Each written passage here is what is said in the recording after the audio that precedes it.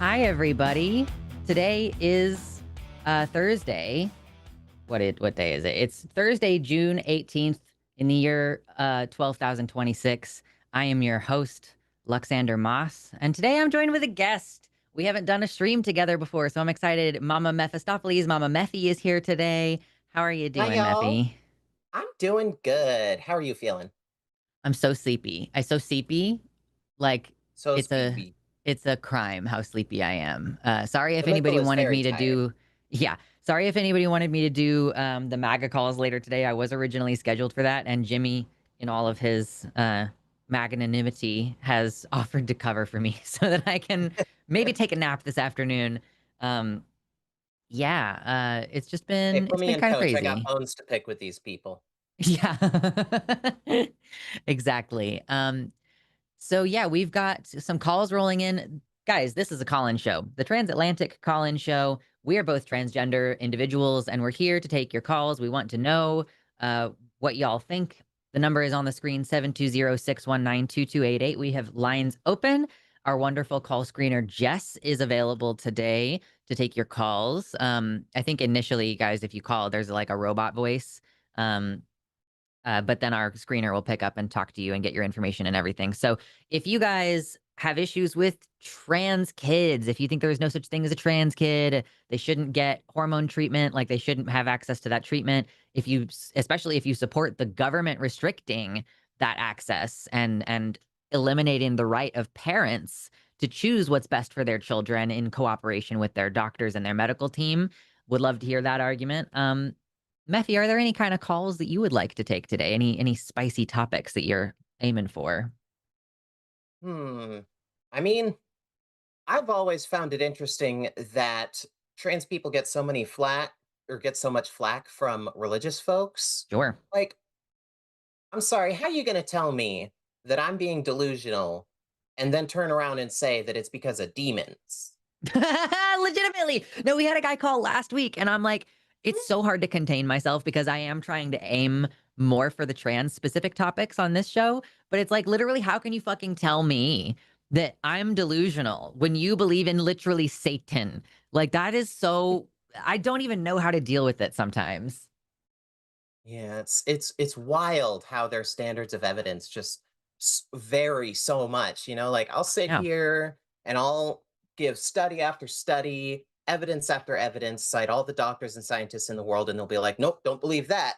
Yeah. I Just, got an nuh. imaginary friend that told me." What about nuh-uh, actually, though? Have you thought about Oh, nuh-uh? that's a good point. I didn't think about nuh-uh. I know. Have you considered though? Yeah, huh? Well, but see, that's not a good counter to my nuh-uh because I have a much more, I don't know what their deal is. I don't know. But yeah, I mean, I think it kind of comes back to that whole premise that, we talk about as skeptics a lot, that many people don't reason themselves into these positions in the first place. So that's where we run our, we were like bashing our heads against the wall trying to provide facts and information that might cause someone to change their mind. But if they didn't reason themselves into it, how are they going to reason themselves out?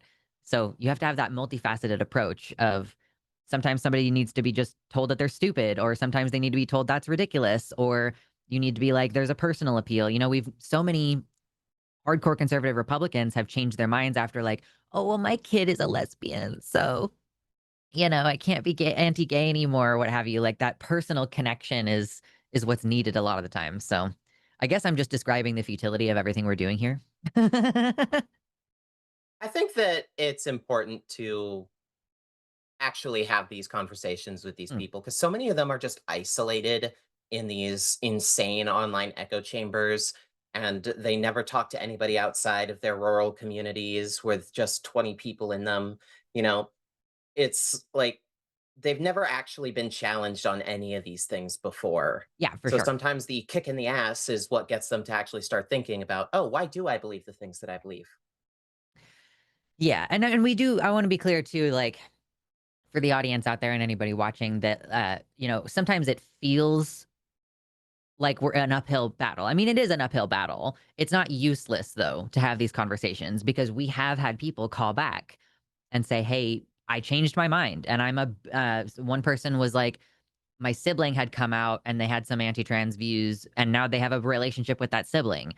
And it's like we are helping politically and we're healing families. And so, you know, I really do appreciate those calls, even though obviously as a call-in show that is focused on debate, we are really soliciting people to come in and debate. But very occasionally, getting one of those calls is very gratifying to just makes it feel like there is an impact at the end of what we're doing here. Yeah, seeing it firsthand is very nice. Like, there's the folks in the audience who are hearing it, and folks who get that morale boost from us clowning on the losers. But it Mhm. is nice to directly interact with those folks. Yeah. So I always people call in and apologize, like, I don't have anything debate about. I'm sorry, I just want to say you're nice. And I'm like, girl, you just made my day. Yeah. Yeah, it's very sweet. I don't really I don't really wanna take those calls because it just feels awkward. I'm, like, not good at receiving compliments. If you send it in a text form, I'm more likely to be like, "Oh, that's really sweet, thank you." If you call, I'm gonna be like, bu bu bu bu bu," like, I don't know what to do with Oh, I myself. mean, I'm not good at receiving them either. I mean, I just appreciate it anyway. Yeah, for sure. I'm not good at Well, video games, but I play them all the time. yeah, well, Sorry. that's fair, that's fair. Okay, well, while we are waiting for some more calls to populate, because again, y'all, we are looking specifically to have some debates. We are limiting the number of like advice and like friendly calls to only 2 lines. So we've got more space for the debate and everything. Y'all, real quick though, before we get into our poll from last week, because I'd really like to get your opinion on it, Mephi. Hit the like button, everybody.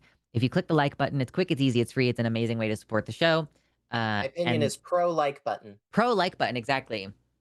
And then also, if you click share and then copy the link, like you click the copy button that pops up, it will, as far as YouTube is concerned, count as like algorithm pushing interaction. So if you just you click the screen as many times as you possibly can, double tap to hit the like button, that would be wonderful. It's a quick, easy way to support the show, help us get more people in here, help us get more calls. And then, of course, as we head into the end of our show in about 3 hours, we will be reading super chats of $5 or more. So get your $5 in and get your votes in. Hashtag Team Lux or hashtag Team Mephi. And whoever loses that will have to defend a silly position at the end of our stream. And y'all will be able to vote on that as well. So for the time being, are you ready to talk about our poll from last week? I am ready as spaghetti. Hell yeah. All right. From last week, we asked the question, is Mayor Mamdani, or would Mayor Mamdani be capitulating to Trump by opening gender care clinics in New York City that don't serve anyone age 18 or under? Because of the executive order, there's been all this discussion about whether, Mayor Mamdani is considering putting some funding into like ensuring that there's adequate gender affirming care available to trans people in New York City, and the budget is not finalized, so that's why this information of like how in particular they're going to execute on this is not available because they're still in the process of doing budget allocations, which will then kind of provide us with more information about what clinics are opening and how um how that's all going to work. So, what is your opinion on that, Mephi? I was pretty much like this would be a capitulation to Trump, but holding my judgment. I'm not just trying to criticize Mamdani because he's the most popular name in the country right now. Yeah, I mean, I'm not necessarily sure what the situation was like in New York before. Mm, Certainly, it's at the very least harm reduction, which is good. But it sort of feels like kicking the can down the road is putting mm, this 19 plus only on there, right? Like trying to get it in to maybe expand it back downward later, could be the approach that he's taking. I hope it is. mhm. I hope that there is genuine support for trans rights within that government, and I'm sure that they are battling a lot on all sides. But if if they are just going to put that as well, then we stop there, then that won't be good enough, in my opinion. I mean, Sure. even as leftist as Mamdani is, I do think it's important as a hardcore trans liberation people that, we never take our eye off the ball and say, Mhm. oh, well, that's enough. We can stop here because Republicans are more than willing to wedge an issue. and then just keep taking it incremental steps from there Right. onward. And that tactic isn't something that they should be the only ones using. I mean, it doesn't make sense to disarm ourselves of that. So if Mhm. Mamdani is doing that kind of wedge incrementalism here, I think that's great. Sure. Um, we'll just need to take the time to tell. Yeah. Something that I brought up last week that I still firmly believe, and I guess I'm curious to ping this off of you, that I think that so some of the commentary that we were getting about this topic last week involved the the idea that basically, you know, we're expecting perfection out of our democratic or democratic socialist candidates, and the whole like there is a valid criticism I think to be made about the purity tests that sometimes happen. However, I really firmly reject that position with regards to just kind of being like, well, we need to accept that for now, under 18s or actually 18 and under, so like legal adults of the age of 18 can't get this care under this executive order that is not legally binding in the first place. But we have adjusted now to a norm of those things being cut off, and that is completely unacceptable. It is completely unacceptable for us as a community and as a movement to say, well, those kids will just have to wait a few years because that's dead kids in the next few Yeah. years. And every single one of those kids was an important person who had a whole life in front of them, and it is not acceptable.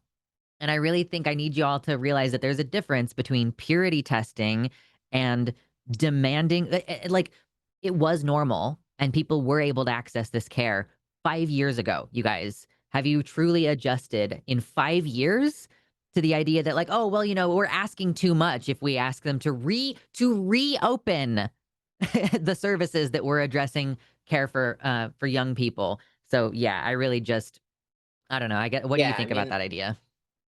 if we consider these as like new clinics, that'd be one thing. But Sure. if we're talking about trying to replace the services that were there, Mhm. then I mean, yeah, it's incredibly urgent. I mean, Yeah. the we never settle, right? That's the thing that I think people don't get when they're talking about purity testing is that Yeah. we're not just going to stop having morals and values and caring about people because we got some little crumbs kicked back at us. I mean, we're going to keep pushing for what is actually true and right and important. Mhm. No matter how leftist somebody in power professes to be, we still have to keep on pushing them because the right's never going to stop pushing the other direction and it's costing real human lives. Yeah, Right? We are absolutely. in living in this crazy post-truth era, and part of what is factually true is that cutting off gender affirming care to minors kills trans kids. That it just Absolutely. point A, point B, direct line, death of children. Mhm. And Republicans can't be allowed to escape from that. And neither can the Democrats who want to act like it's no big deal. Yeah, for sure. Yeah, so I just think that, we shouldn't settle when it's like this was the norm 5 years ago and that has been now taken away, and so for it just really rubs me the wrong way when folks are like, "Well, we need to not push for too much," or like, "We'll get that in a few years." Like it's y'all have adjusted too quickly and you need to be much more persistent in your demands that care be maintained at the same level that it was previously at the very minimum. Obviously, there's a lot of discussion about, need to expand this care as well. 'Cause if, there's people slipping through the cracks, like, there's people who aren't accessing the medicine even though they need it. So, anyway, those are my thoughts about that from last week. I Thank you understand the all. Yeah, go incrementalist ahead. strategy, but we need hardliners. For sure, absolutely, yeah. You need radical people on the left to prevent the whole thing from getting pulled further right, in my opinion. So, with that, let's discuss, well, not let's discuss. I'm going to plant the seed for a discussion after a couple of calls about this week's poll. Let me get this up here.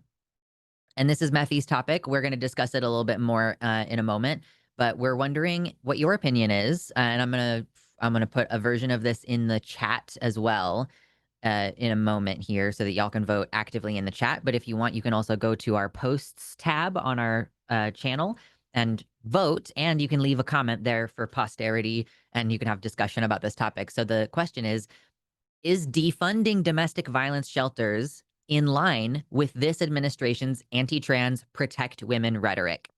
Your options are yes, this is going to protect women, or no, this is endangering women, actually. So we will discuss that in further detail in a few moments. Let me go back over here, and then I'm going to set up the poll. Mephi, will you please talk for a few seconds? Yeah, I mean, it's always interesting to me how they use cis women as cover while actively implementing policies that are harming cis women in the name of harming trans women. And it's just another instance of Republicans scapegoating, right? While they cut services for everyone and act like they're doing anything because they've demonized some scapegoat and attacked them.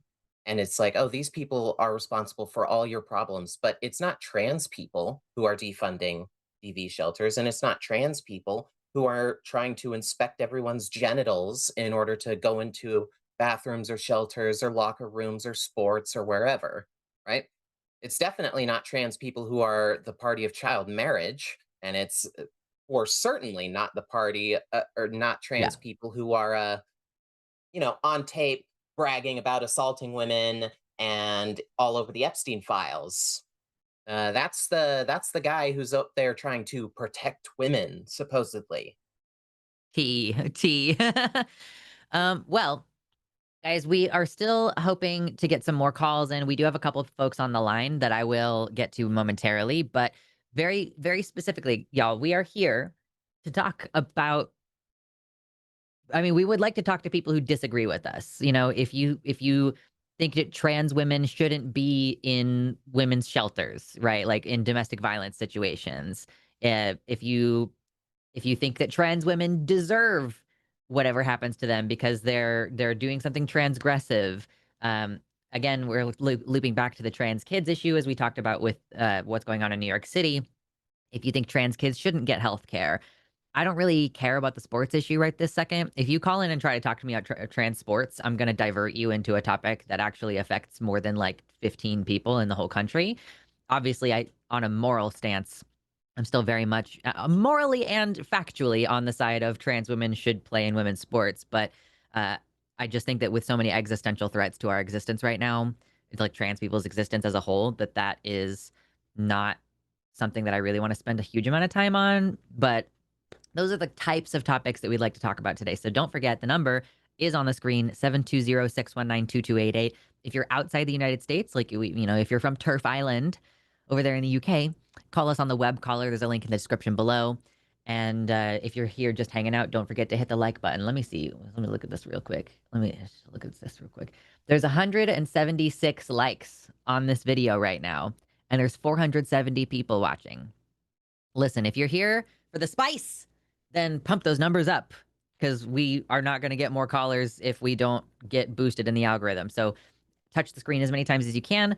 Give us a little boost in the algorithm. Type a little bit something in the chat. Even if you're just saying hi, every little bit helps and accumulates and helps boost the show in the algorithm to get more viewers, but more importantly, get more callers. So with that, we do have a couple people waiting, and let's talk to. We're going to talk to Phoebe, whose pronouns are she, her, calling from Mississippi. Phoebe, you're live with Luxander and Mama Mephi. How you doing today? I am awesome. How are y'all? Living I'm the good. dream every day. I see in your screening notes, it says that you wanted to steel man some MAGA talking points. So go ahead and lay it out for me. Where do you want to start with that? Actually, I was a bit nervous, and I meant to correct her a bit. I actually want to steel man something you guys were saying Oh, about sure. MAGAs, and kind of ask about your perspective on a specific type of tactic. Um, so I'm of the opinion that it is really awesome that there are so many well-educated, in fact, super highly educated people that are now entertainers and getting out in the YouTube space and making sure that there are people with these talking points out there making these videos. But a problem I see a lot is that in leftist advocacy spaces, people will sometimes just refer off to, like, hey, go watch this video, go watch Bad Empanada's video on this, go watch Professor Dave's video on that. And I really think, and I want to see what you guys think about this, that people would be better off absorbing those videos themselves and then being able to project those talking points without the reliance of an outside medium. Because I feel like it would make the conversation a lot easier and also probably encourage people to talk about these things, which I think like a lack of conversation around them is what you guys are trying to abate with this show. So I guess I just wanted to hear what you guys have to say about that. I just Well, wanna I make sure mean, I understand the question really quick. You're saying that part of the benefit of doing these shows is that people in the audience learn the talking points so that they can then spread the ideas, interpersonally. Is that right? Yes, I just wonder how many people actually do that. I'm saying it's a really good resource for that, but I wonder how many people actually do that versus just watching it and then being like, I'll share that to my racist uncle next time he argues with me about pronouns or whatever. I see. Go ahead, Mephi, you had something. yeah, I mean, I don't have stats or anything like that on how many people are just gonna gesture vaguely at an informative video versus actually be able to recite that information.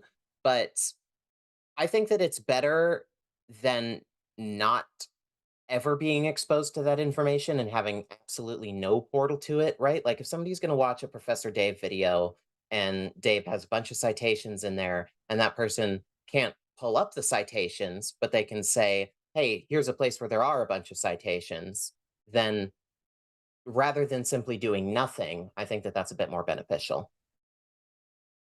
Yeah, it's like it's Yeah. a Oh, two-sided yeah. No, issue for because sure. part of what Definitely we agree with do you. is entertainment. So it's like part of the job is Of like we course. have to entertain our audience. And so there are a lot of people who are kind Of of course. uncritically just kind of hanging out. Oh, what an own. You got him. Oh, the spice. I love to see it when so and so gets mad or whatever. The So there's that pellet. portion of it. And then there is like a yeah, education portion of it, and, I do think that there are folks who've said that they've learned things from us and then moved that forward into their conversations, and, like, so many times people call us specifically to ask, "How do I deal with my family member who's doing this and that and who said this and that?" And then they are then having those conversations, uh, so I do think that that is one of the main benefits, like and I've always said, when you're doing debate of any kind, the purpose of the debate is not really to change the mind of the person you're debating, although, of course, it's wonderful when that happens, but primarily what you're doing is posturing for an audience. So either people on your own side are learning the arguments and then they're equipped to have the conversations, or people who are opposed or maybe on the fence are hearing arguments they've never heard before and being quietly, like, silently convinced on the sidelines, and that is the greatest area of impact, in my opinion, is, like, folks who are not sure hearing the arguments for the first time. What do you think, Phoebe? I think you're 100% right. I actually have a YouTube channel where I do this kind of thing myself, mostly through vertical streams. And I've found that really it is people that are unconvinced or random people in the audience that aren't sure how to feel that are the most likely to come over to a well made, passionate argument. But it's weird. Over the course of the about year that I've been monetized on YouTube, I have noticed a shift in my audience where it used to be just mostly trolls and then a few cool people.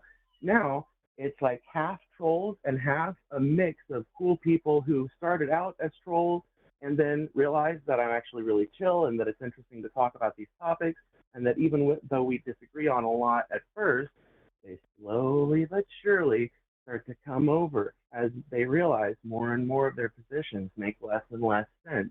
And I think it's what I'm saying, I guess, is I think debate, argument, these sorts of things are actually way more effective at convincing people than we give ourselves credit for, if for no other reason than because most people won't admit when you change their mind. You just kind of Oh, notice for it sure. happening Yeah. um, over the course of months. Yeah, I mean, this phenomenon is something that I definitely noticed in my content creation is that the trolls leave eventually and the cool people stick around, right? The people who are learning something, they're the Yeah. ones who are going to keep coming back. And so eventually you are Yeah. literally building an audience. You are going one person at a time as they become a regular viewer, right? Mhm. And the amount of transient trolls, that's not really going to change that much, you know, because they're just going to Chris, leave when they get bored. right. Since we're talking about trolls, and I won't take up too much of you guys' time since I'm not that oppositional, but since we're on the topic of trolls, I have this. Uh, I don't want to call it a theory. That's not accurate, but I have this thing I wonder about. Um, I don't think that there are nearly as many hardcore, committed Nazis, fascists, and MAGAs as you would think, merely looking at the trolls. And I base that primarily off of like a lot of you guys' content that I've been consuming over the last 6 months, but also the last like 5 years of debates that I've watched, where it seems like people will be so, and debates I've participated in too, but people will be so passionate in the chat. They'll be saying the most lunatic, ludicrous shit you've ever heard in the chat, but then you get them in voice.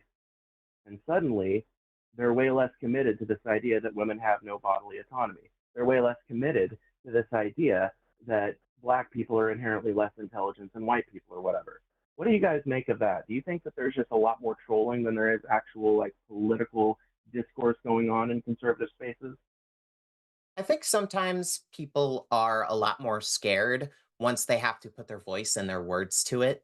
It The chat, essentially, the text, and not having to think of these things on the off the cuff in an actual conversation, is kind of a shield that a person can hide behind. You can just fire and forget, and you don't actually have to feel like you're in a conversation. You're just throwing jabs and not worrying about anything coming back at you. But when you're in an actual conversation, you have to be able to think on your feet about these things, and you have to be able to present a case in a way that's actually convincing. So a lot of them aren't going to be able to do that. And like, when it comes to the number of trolls and like people who are like hardcore MAGA Nazis, I think that that number is like, I don't think that those are the folks who are being represented online so much, because when you challenge a lot of these people who are going to hang out and chat but never call in, a lot of them are probably literally children, right? I wish I Yeah. had better data to back this up, but you know, somebody's not going to call in if they're worried that their parents are going to hear them yelling slurs at somebody over the phone, right? They're not going to call in even if they really think that they can totally own you in a debate, because they're worried about getting caught and yelled at by their parents. And these children Yeah, it's are you are giving them the discipline in this area that their parents should be giving them in that case, right? When oh and no, that's not necessarily flack to the parents, right? Some flack to the parents. Watch what your kids are doing online. But black to the parents. when your kid if your kid wants to get tried as an adult, right? Then that's a little bit of world experience that they should learn, you know? Yeah. Yeah, and I agree with you, and it reminds me of that Hmm. Eminem line. They talk about Maryland and the heroin, but where were the parents at? You know, Yeah. sometimes people will get mad at me for cussing, for example, or they'll say like, think of the children in relation to something they see me doing, which doesn't violate YouTube's TOS or community guidelines in any way. And I'll be like, I clicked the not for 18 button when I start this stream. If kids are watching it, that's on their parents, not me.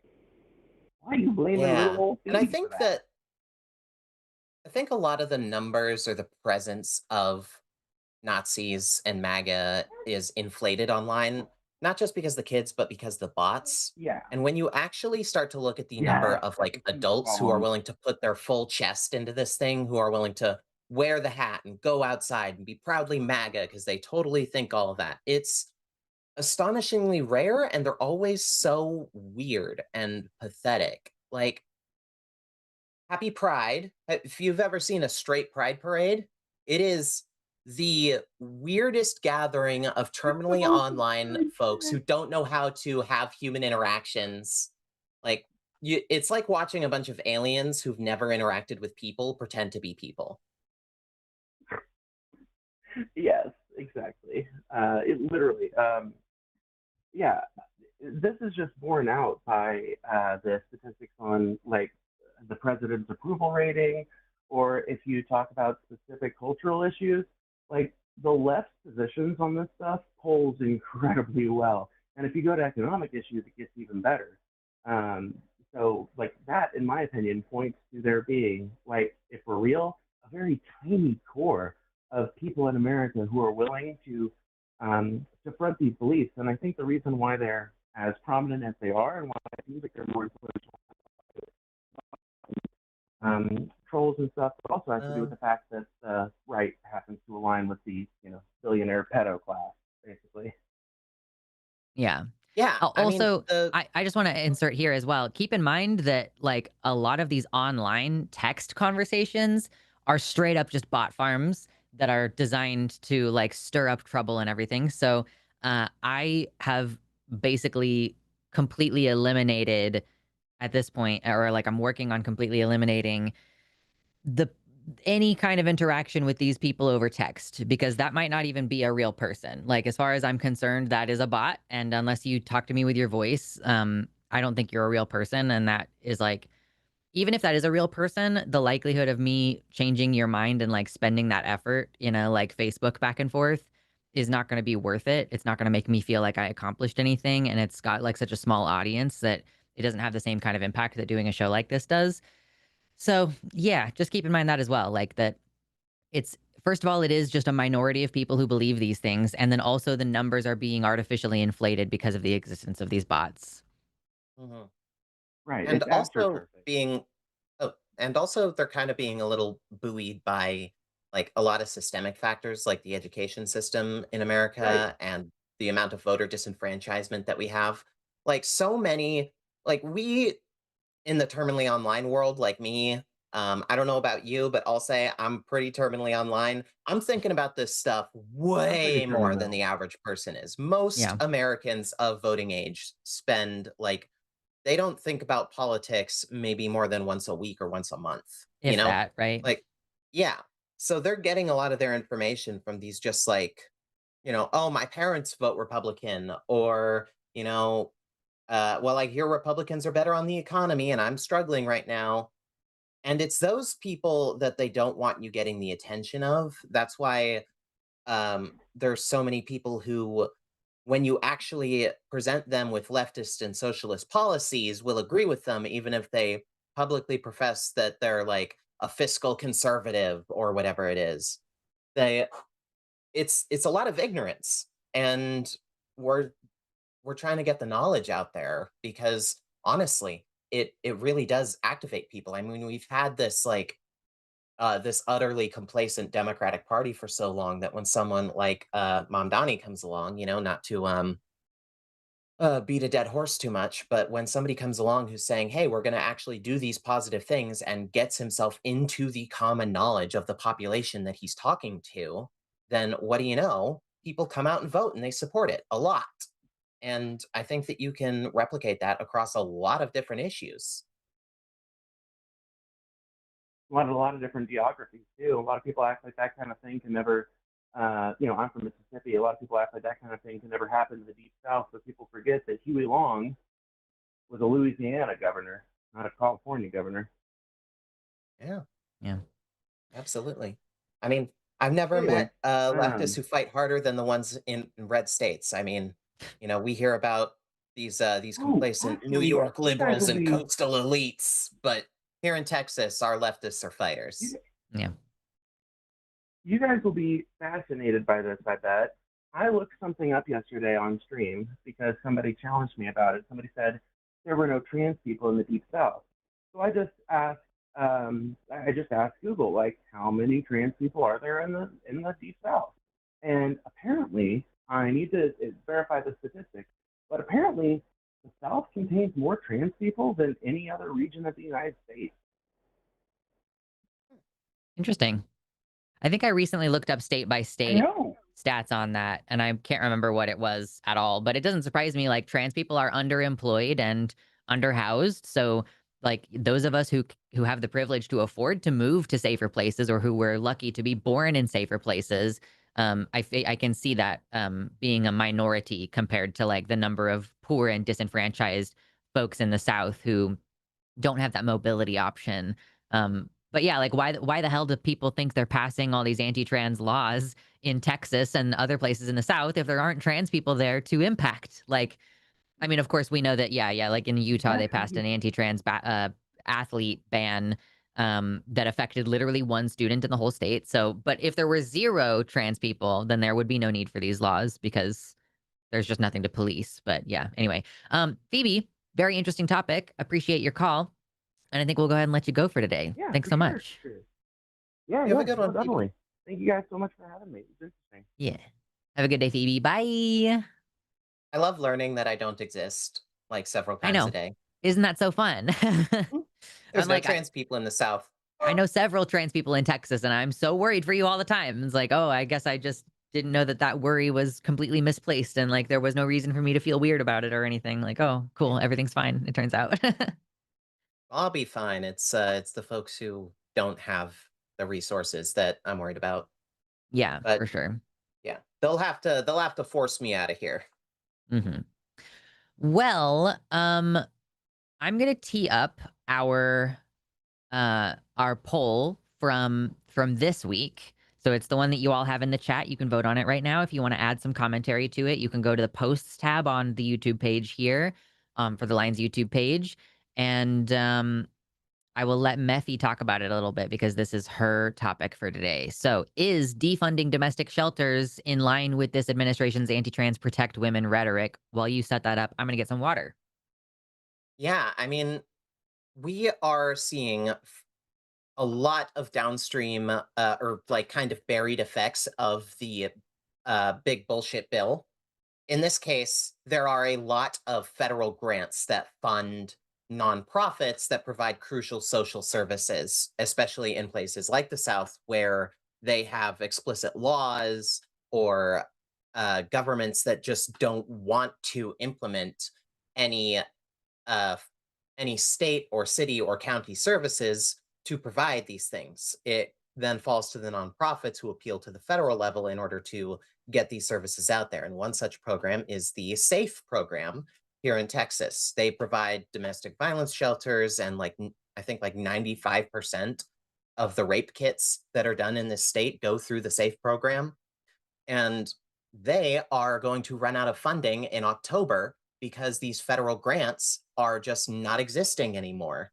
And so we have a little petition to try and get folks to um, uh, provide support for efforts to lobby cities and counties in order to use their own grants to fund these programs, because you can plug in city and county grants in places where federal grants were.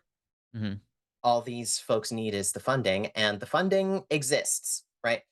Especially here in the South. Like, if we're talking about, for example, Austin, Texas, where one of the most famous ones of these, the Eloise House, is, then we're talking about a city with a massively, massively inflated police budget.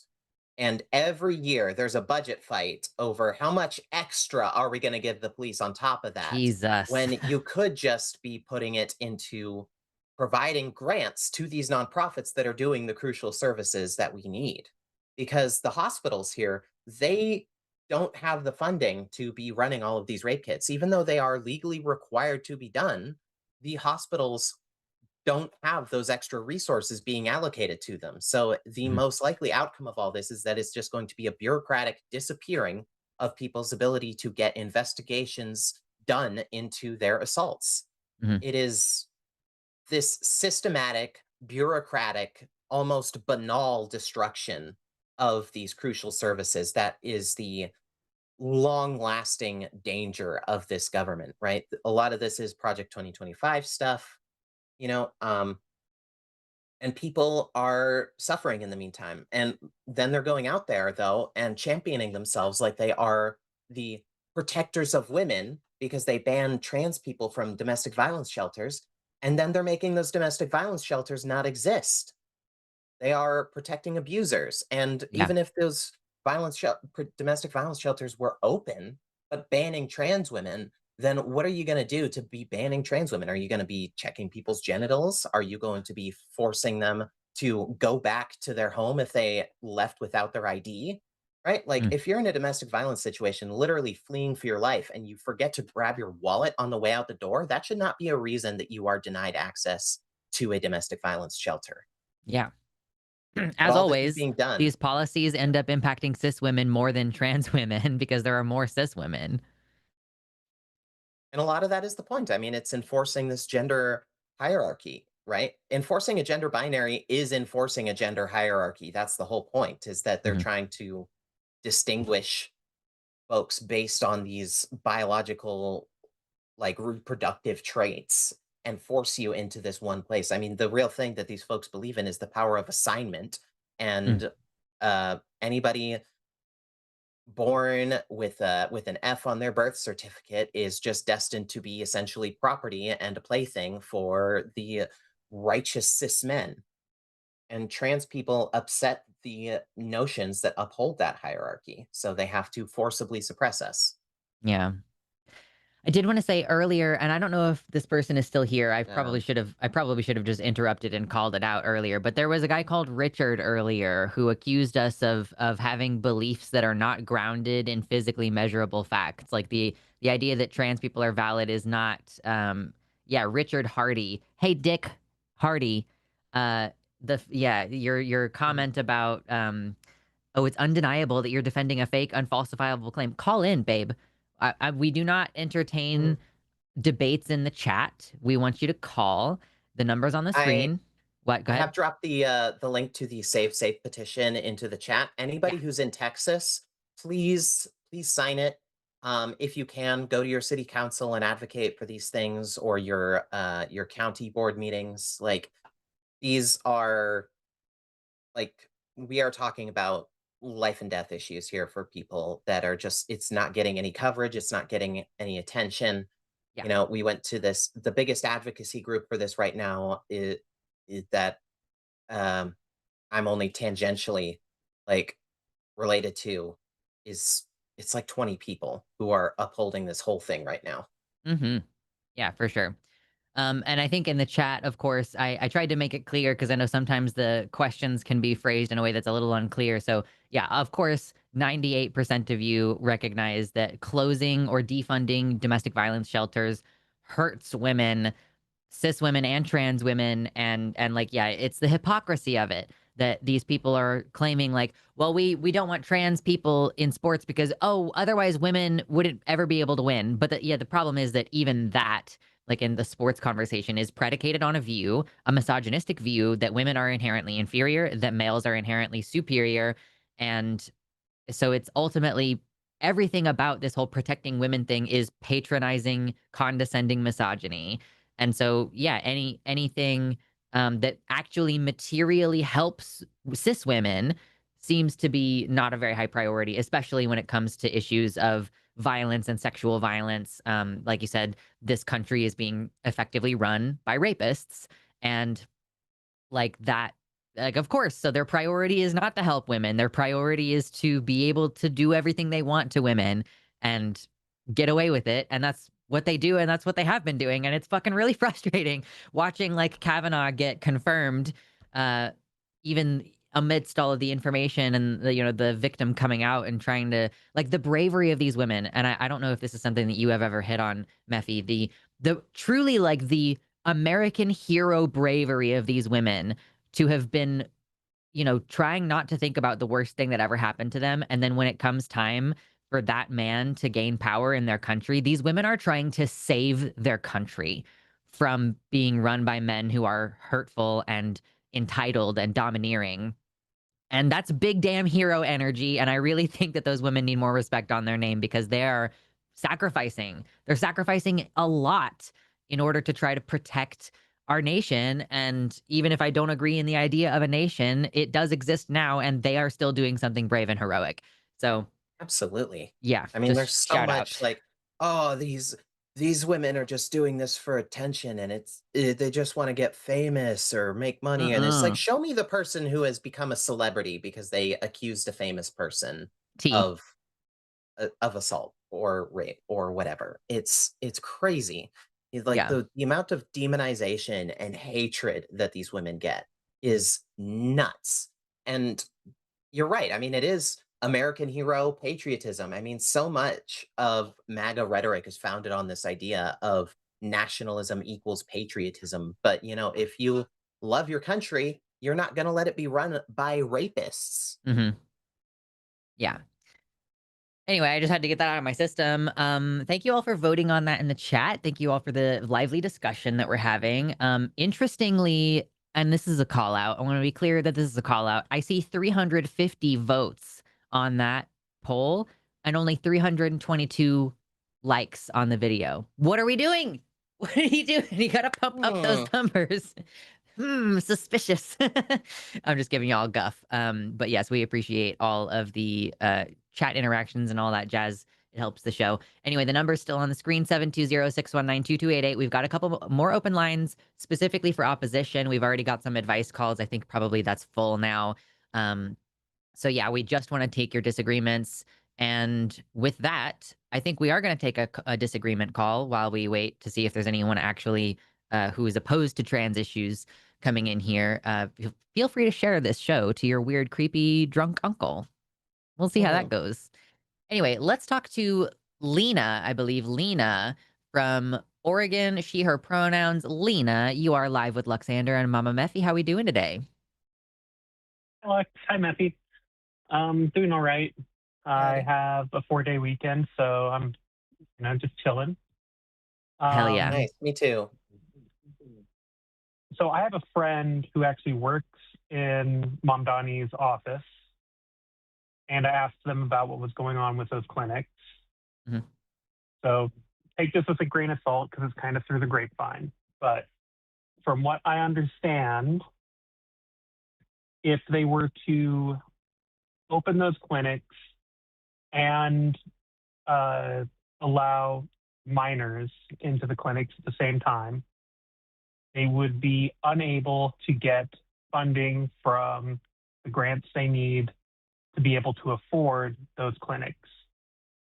However, after somewhere between 6 and 12 months, once they have been opened, they can then use their history as from before they got closed to start providing care for transgender minors as well.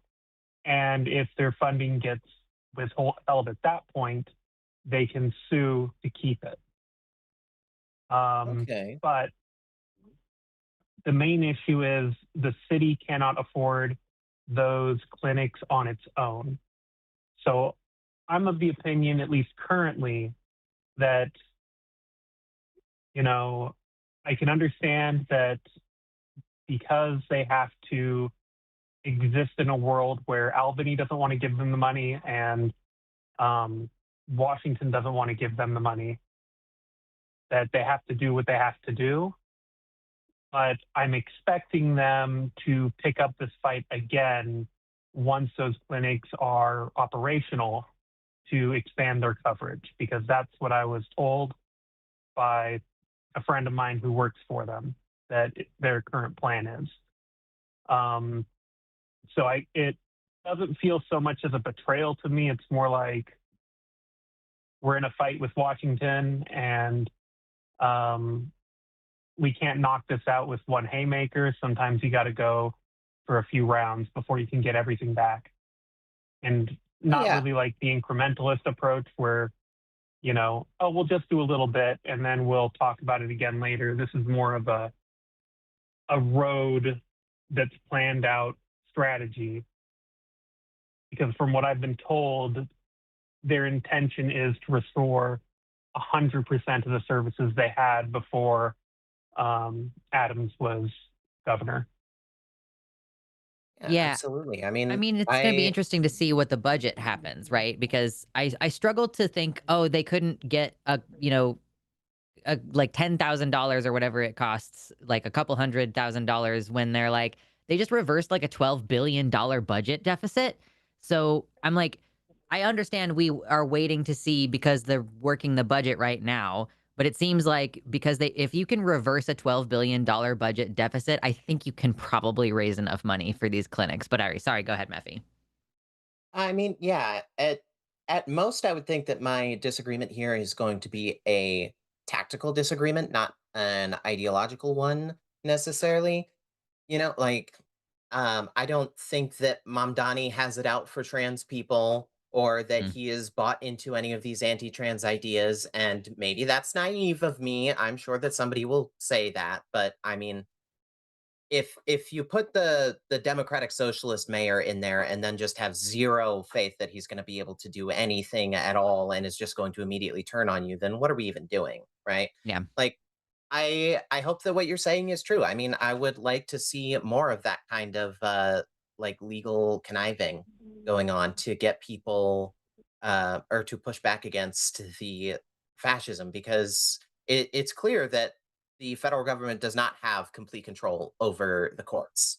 So even Yeah, if it's just to slow the roll, right, to reduce the damage until we can get people in there who are going to not do that sort of thing, like, I think that we need to be pushing on all fronts. And so that's great. yeah, and one of the things that I think Mamdani is really doing is, um, so a lot of what happened with the budget deficits that they had wasn't really, so there was a big chunk that was from the tax that they're putting on billionaires, which is great. More of that, please. But a lot of it was also cutting spending on things that are just completely unnecessary. Like one of the things was the amount of money the city was spending on prosecuting people who had skipped fare on the subway, like Sure. to the order of hundreds of thousands of dollars per dollar essentially stolen from the subway was spent Yeah. um, prosecuting people for misdemeanors, and um, and like putting police in to monitor people jumping the turnstiles and stuff like that. Sure. And Yeah. those are I really don't easy ways to save money. So there was yeah, a I lot of don't know that. the I don't necessarily know the particulars of New York, but in Austin and a lot of cities around the country, there are specific city laws regarding how police operate, right? How those resources are allocated that goes around and outside of the usual budget stuff. So I would want to know what policy is making that happen in order to know like the particulars of that situation. But considering how strong police union presences are and how they always get these like special exceptions in all of these city and county rules, I would not be surprised to learn that there was something like that for New York, considering just how much money it is in the NYPD. Yeah. Yeah, and one of the other things though that he's doing is, I think he's trying to get as much money into the city as he can from Washington and Albany. And so what he's doing with those clinics is he's trying to get them reopened and, you know, reach for the hardest to get money first. These grants that they're going to fight him for, they're going to fight the city for. And if they are unsuccessful there, then I can see him wanting to raise taxes to just self-fund those clinics afterwards. But kind of like, why burden the people who elected me with this tax when there's at least money somewhere that we can try and get first, is I think part of the strategy. So I'm disappointed that they have to play this game, but I don't think it's yet time to say, hey, this is a really bad strategy to be taking.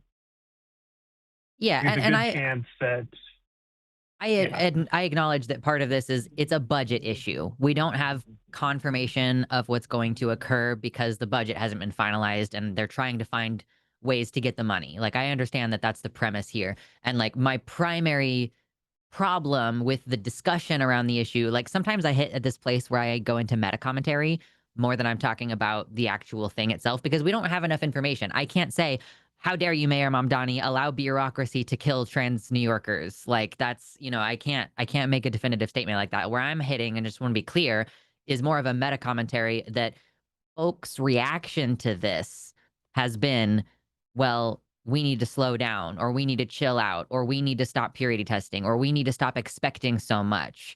Like I had a call a couple months ago with a trans woman who was like, yeah. you can't demand a utopia where everybody just gets to use the bathroom. And I'm like, you are accustomed to getting fucked in a way that you need to unfuck your brain about that. And so that's kind of where my main criticism is actually toward the discussion around the issue. And so I understand Mayor Mamdani's doing his best. Like the man has accomplished a lot, and I look forward to seeing what else he accomplishes in his term. And Yeah, if these Democrats are having no choice but to capitulate, like I would like to see some more active resistance, and obviously that does mean lawsuits. And I can also still be frustrated that process is going to leave children dead in the meantime while those court cases are being seen and the ball kicked from this court to that court and everything. So yeah, just want to clear. I'm hopeful that Mayor Mamdani is doing everything in his power, basically. Like I trust to some extent that he's doing everything he can, that he has a good team around him. It's not just him. He's just like the face of his administration, and lots of very hardworking people are in his administration doing their best. So just want to be clear. I acknowledge all that. Yeah. I like us to be like, hey, great, you're opening these clinics. Also, when are you going to get the kids covered? When are you going to get the kids covered? We need the kids to be covered. Like continuing the pressure for sure. Don't stop hitting him, but be like, you haven't gone far enough for us. But also not to be like, well, this guy just betrayed us. He's useless. Let's cut the lines. No more conversation. No more trying to get anything out of him because he clearly failed. And it's like, let's chill out with the black and white thinking. I agree with that. Yeah.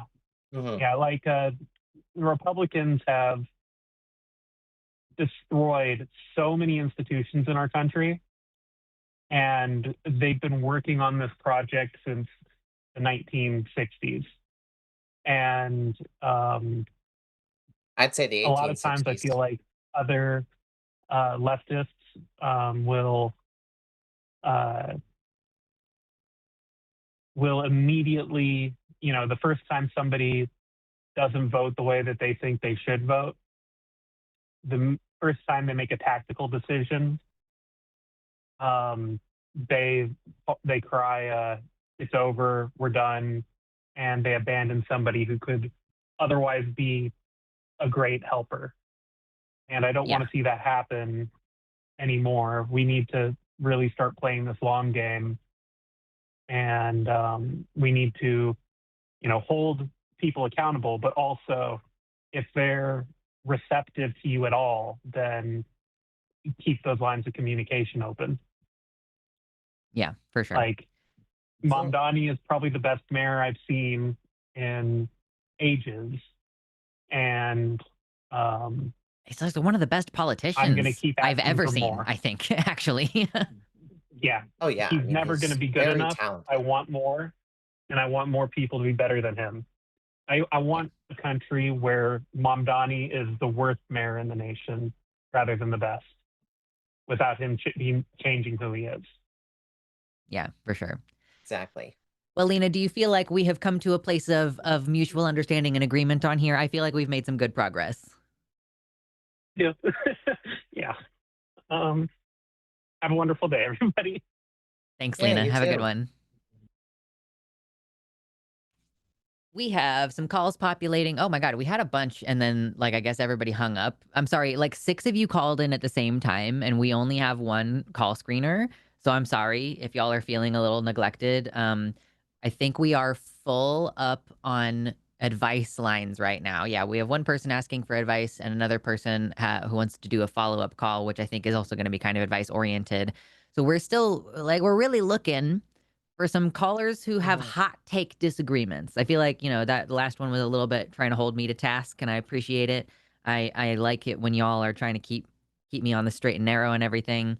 We got to go live on TikTok. That's where the crazy people are. Yeah, well, and we were dual streaming because this is Arden's show to produce. I'm just kind of figuring it out. And she was dual streaming us to vertical on YouTube, and that was getting at the very minimum, it was Yeah. more idiots in the chat, if not like more actual calls. I mean, more troll calls and everything. Again, shout out to Jess for handling the trolls, being the first point of contact for us on that. That does it helps a little bit to have that kind of gatekeeping, a little bit of a litmus test. So if somebody seems like a really obvious troll, she can either hang up on them or tell us, and then we can have fun with that for a little bit. But yeah, listen, we're gonna be here taking calls for another hour and a half or so, and then actually after that, we're gonna be doing Calling It Now with Jimmy and Javon. I was going to be doing it, but I'm going to take a hardcore nap after we get done with this. So if y'all stick around, I'll make sure y'all get redirected to Jimmy Snow and the Line and the Jimmy Snow show. It's not actually called that. I like to just call it that, though. Go to the Jimmy Snow show, which often doesn't have Jimmy Snow on it. It's very funny to me. Jimmy Show. The Jimmy Show, exactly. The Jimmy Snow. I don't know. I'm fucking gonna lose my mind. Anyway, a couple of announcements. Let me pull up my schedule for the upcoming week because we've got some great shows for you. Everybody, damn near every day of the week. Basically, Thursday is the end of the week, quote unquote, for the Line, because we basically only occasionally do shows on Fridays. So this, I'll kind of show you or tell you what the next week of programming is going to look like. This is not the page that I want to be on. Hold on. I have to navigate this website and I don't remember things sometimes. I don't really know some things, to quote Link Neal. Anyway, so yes, today we've got the Calling It Now with Jimmy and Javon. Then we don't have any programming on Friday, but then Saturday we've got our new show, Devangelicals. We've been a little bit inconsistent with that one because Saturday is just a weird day for scheduling, but y'all can look forward to seeing the Bible guy along with Thinker. So we've got the Bible guy who is like literally knows Hebrew and can talk about the Bible, and Thinker is she's a late night Bible talk person on TikTok. So that's going to be a really fun show. I'm looking forward to that combo on Saturday. Sunday is our biggest day of programming because we've got the Sunday show in the morning with Matt Dillahunty and Owen Morgan, followed by Calling It Now with Jimmy and Javon, followed by the After Dark show with Forrest and Austin Archer, which is always a fun time. Monday, we've got Skeptalk, Blitz, PhD, and Forrest. Damn, that's going to be a killer combo. I'm actually really excited about that. And then Tuesday, normal chewed gum with Alyssa and Taylor, followed by Calling It Now with Ari and Jimmy. And then, of course, on Wednesday, we've got Matt Dillahunty hang up with a guest who I don't know who it is right this moment. I would have to go looking at a different part of my schedule to see that. So 6 days a week, y'all, we've got shows. So make sure you turn on your notification settings to either personalized or all if you really want to hit all of the notifications. Put it on your schedule. Typically, our shows start at like 6 p.m. Central Time, but, it differs from day to day. So, yeah, make sure to get those, get in and see those beautiful shows with all those wonderful people.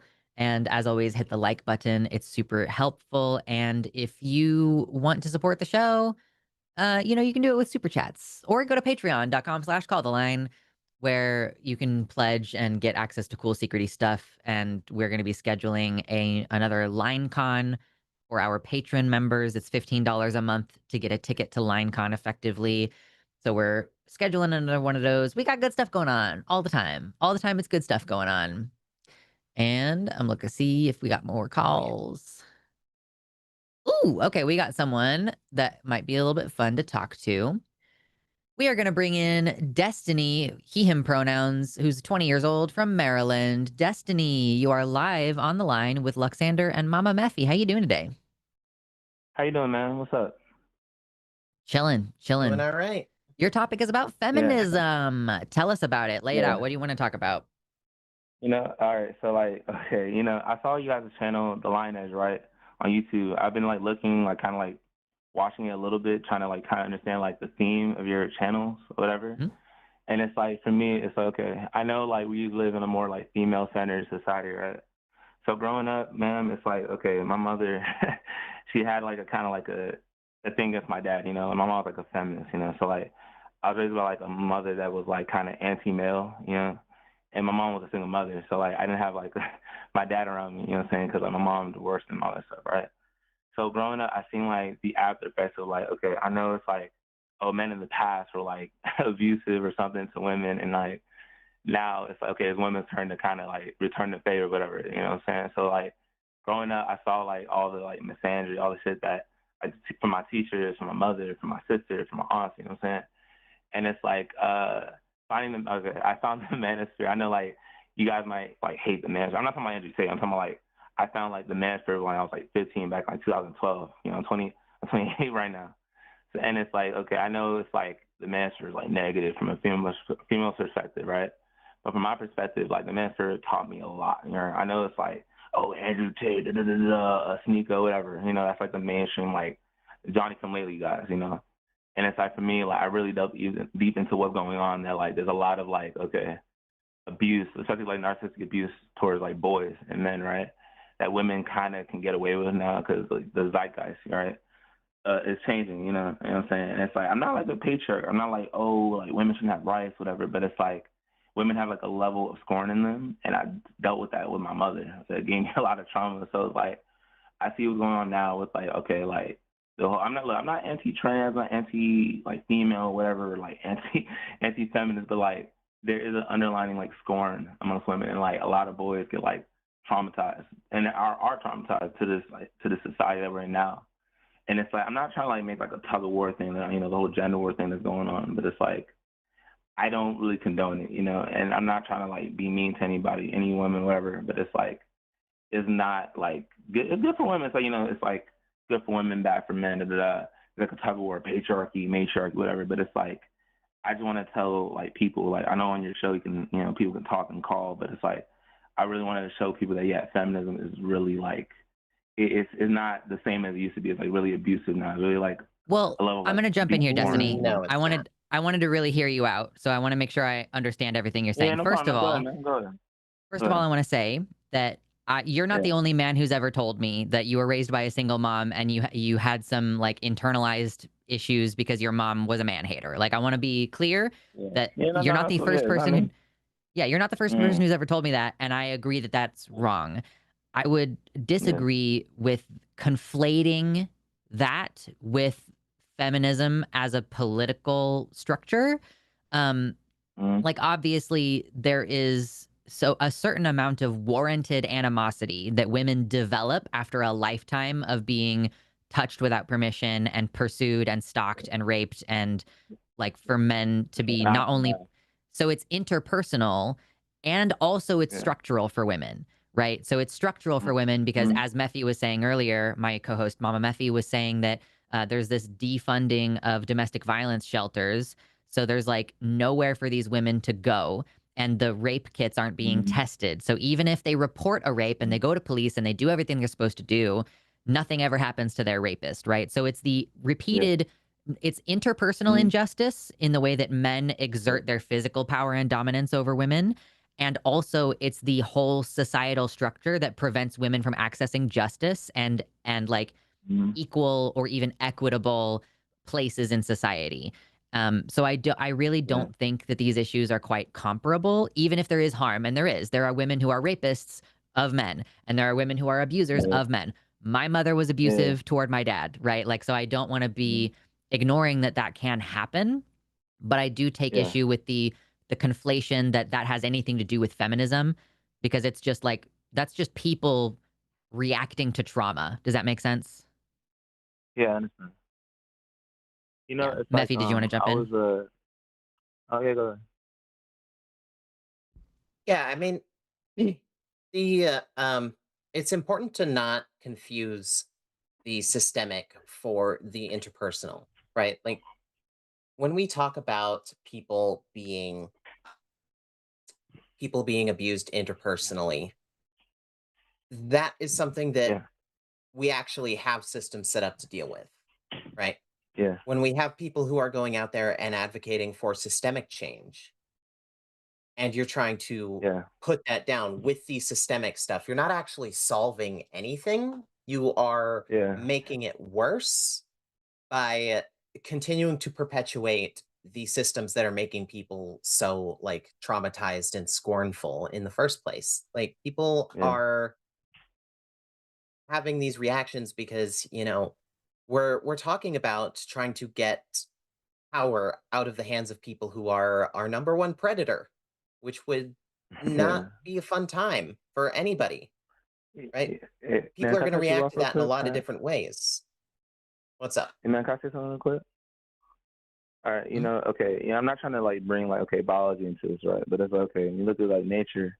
Now, for some reason, the whole like code approaching, sexual harassment, the whole Me Too thing that happened, it's like you're supposed to like, I mean, from a natural perspective, from nature. I'm not saying we're not animals in a sense, like like that. But it's like women expect you to approach them right now. Some dudes could be aggressive, but it's like what is like natural, which from a woman's perspective might be uncomfortable, but it's like yeah, like some dudes might be aggressive. That's not me specifically, but it's like I can understand, like, how women feel, but it's like you can't like override nature completely. You know what I'm saying? Like you really can't, not fully, but you can a little bit, but you really can't. So it's like I'm What a sorry. woman nature? complaining, not Yeah, saying are you saying uh, that men are naturally and it's out of their control that they are going to be violent toward women, or what are you saying there? no, no. It's like how to explain it is okay. As a dude, okay. There's many times in my life where like, okay, I would think like a woman is like enticing me, you know what I'm saying? Like, okay, like, all right, I'm not trying to say it in the right way, okay? Like a girl might have like leggings on or whatever, or she's at the gym. I'm not saying that, you should do it, but like some dudes in their brain like, oh, the she look pretty, let me talk to the it's like it's kind of on a biological level. Not all men, but it's a biological level that like you might just be, I'm gonna approach her today. She said no, the some dudes don't care about consent. I care about consent. I know the whole consent thing, the my body, my choice. So it's like the thing that women have a problem with. I feel is that like okay, male nature itself. That I feel like women have a problem with male nature. Not all men are the same, but like most men, if they're straight specifically, they're gonna act a certain way. Women have a problem with that. Now it's up to men to change, but it's like not all men are gonna change. So it's like for me, it's like me knowing the zeitgeist that I'm in. It's like why do when I know I know what women go through. So why do women hate me specifically when I didn't do nothing wrong, right? That's the thing what women are doing, like the whole association fallacy. Oh, I'm a dude, I'm straight, whatever. So it's like you don't like hate me, and instead of like the dudes are actually doing the things that are bad, right? So it's like the whole Sure, like but women don't know brushing. you. Like Yeah. women Like, don't No, know no, if you're a good guy or not, and any no. man I mean, based represents on the my same experience. level of threat to them. Like, No, no, I know based on my experience, I know how to like approach women, talk to them, but I know what they go through, how sure. everything. I know what's going on. It's just like don't hate me specifically. I'm saying like you could hate like other dudes who are actually doing the bad things. Don't hate me. You know what I'm saying? Like Who don't is be scared of me. specifically hating you? When you say people specifically hating you, are you talking about people like giving you the same caution that they give to everybody because they are worried about being attacked? Like, No, no, no, no, or no, are you no, no, talking no, about no, no. something that Okay, you are it's like specifically eliciting no, out of your own no. action? No. It's like this, right? It's like okay. I know, like, okay, women are weary, men could be perverts, I understand it. I wouldn't, do unto others, right? But it's like, okay, like, even, like, things are, like, really minute. Let's say if I talk to a woman platonically, right? I'm not even trying to, hey, what's up, Shanae? Now, I know women think all dudes are, like, horn dogs, right? But it's like, for me, I could tone it down. I'm like, hey, I'm not even trying to, what's up, Shanae? It might be, oh, like, pull back from me. It's cool. But it's like, the whole generalization that women do, which is okay. Now, if you're a dude and you do, it's like a double standard. If you generalize women, it's bad. But when women generalize men, it's okay. So it's like, me, I don't know why I have to, like, based on how I was treated with women, like, talking to girls and stuff like that, like, why are you treating me that, specifically when I'm not, I know Well, What how way are you so you feel, being treated? so I think what's being described here is that women are having a negative reaction when you try to chat them up. Is that accurate, Destiny? Yeah. A lot of times. So Yeah, so I think it's good to view it from the perspective of like you mentioned a woman at the gym earlier. I go to the gym yeah, in a good week. I go to the gym 5 days a week, and I am attracted to women. yeah, And girl, yeah. thank you so much for wearing those leggings, mama. Thank you so much. I appreciate that view. I appreciate that So view, it means and I as pay a it dude, forward, it's like, right? So I Yeah. wear stuff that shows off my butt because I think I'm paying it forward a little bit, right? Like I appreciate that in the gym, but I'm at the gym to work out. Like I'm at the gym to work out. I'm at the gym to get my pump. Yeah. I'm at the gym to like, I'm gonna be fatigued. I'm pushing and I'm gonna be fucking tired. And I don't want to be chatted up at the gym. And so for women being like, okay, I got chatted up at the gym. Somebody interrupted me working out in order to try to hit on me and view me as a sexual object and try to get in my pants, which like maybe you're not leading with that, but there's like an awareness that that is the ultimate goal. Like you are not talking to this woman to try to be friends. It's biology. Yeah, it's biology. Well, okay, but everybody, nature. listen, Destiny, what I'm describing is not like, it's not a biological imperative for you to chat up a woman who's literally fucking busy right now.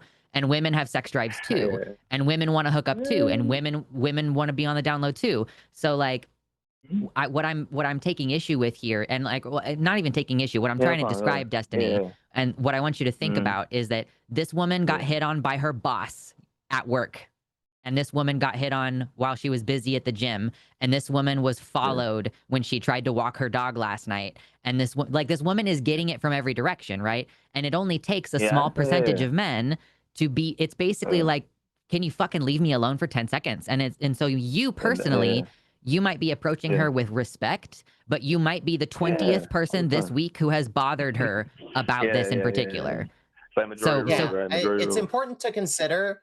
It's important to consider that you aren't, like, no matter how much effort you put into your approach, sometimes you're just not, it's not the right thing to do to approach someone, right? Like you aren't entitled to have an interaction with a woman that you see it, no matter how much you think you've refined your technique or gotten the right way to approach without seeming like a threat. None of that matters because the desire to have that, the need to have that, and then to blame it on like, oh, it's just my biology, right? That is not something that people want to be getting from you.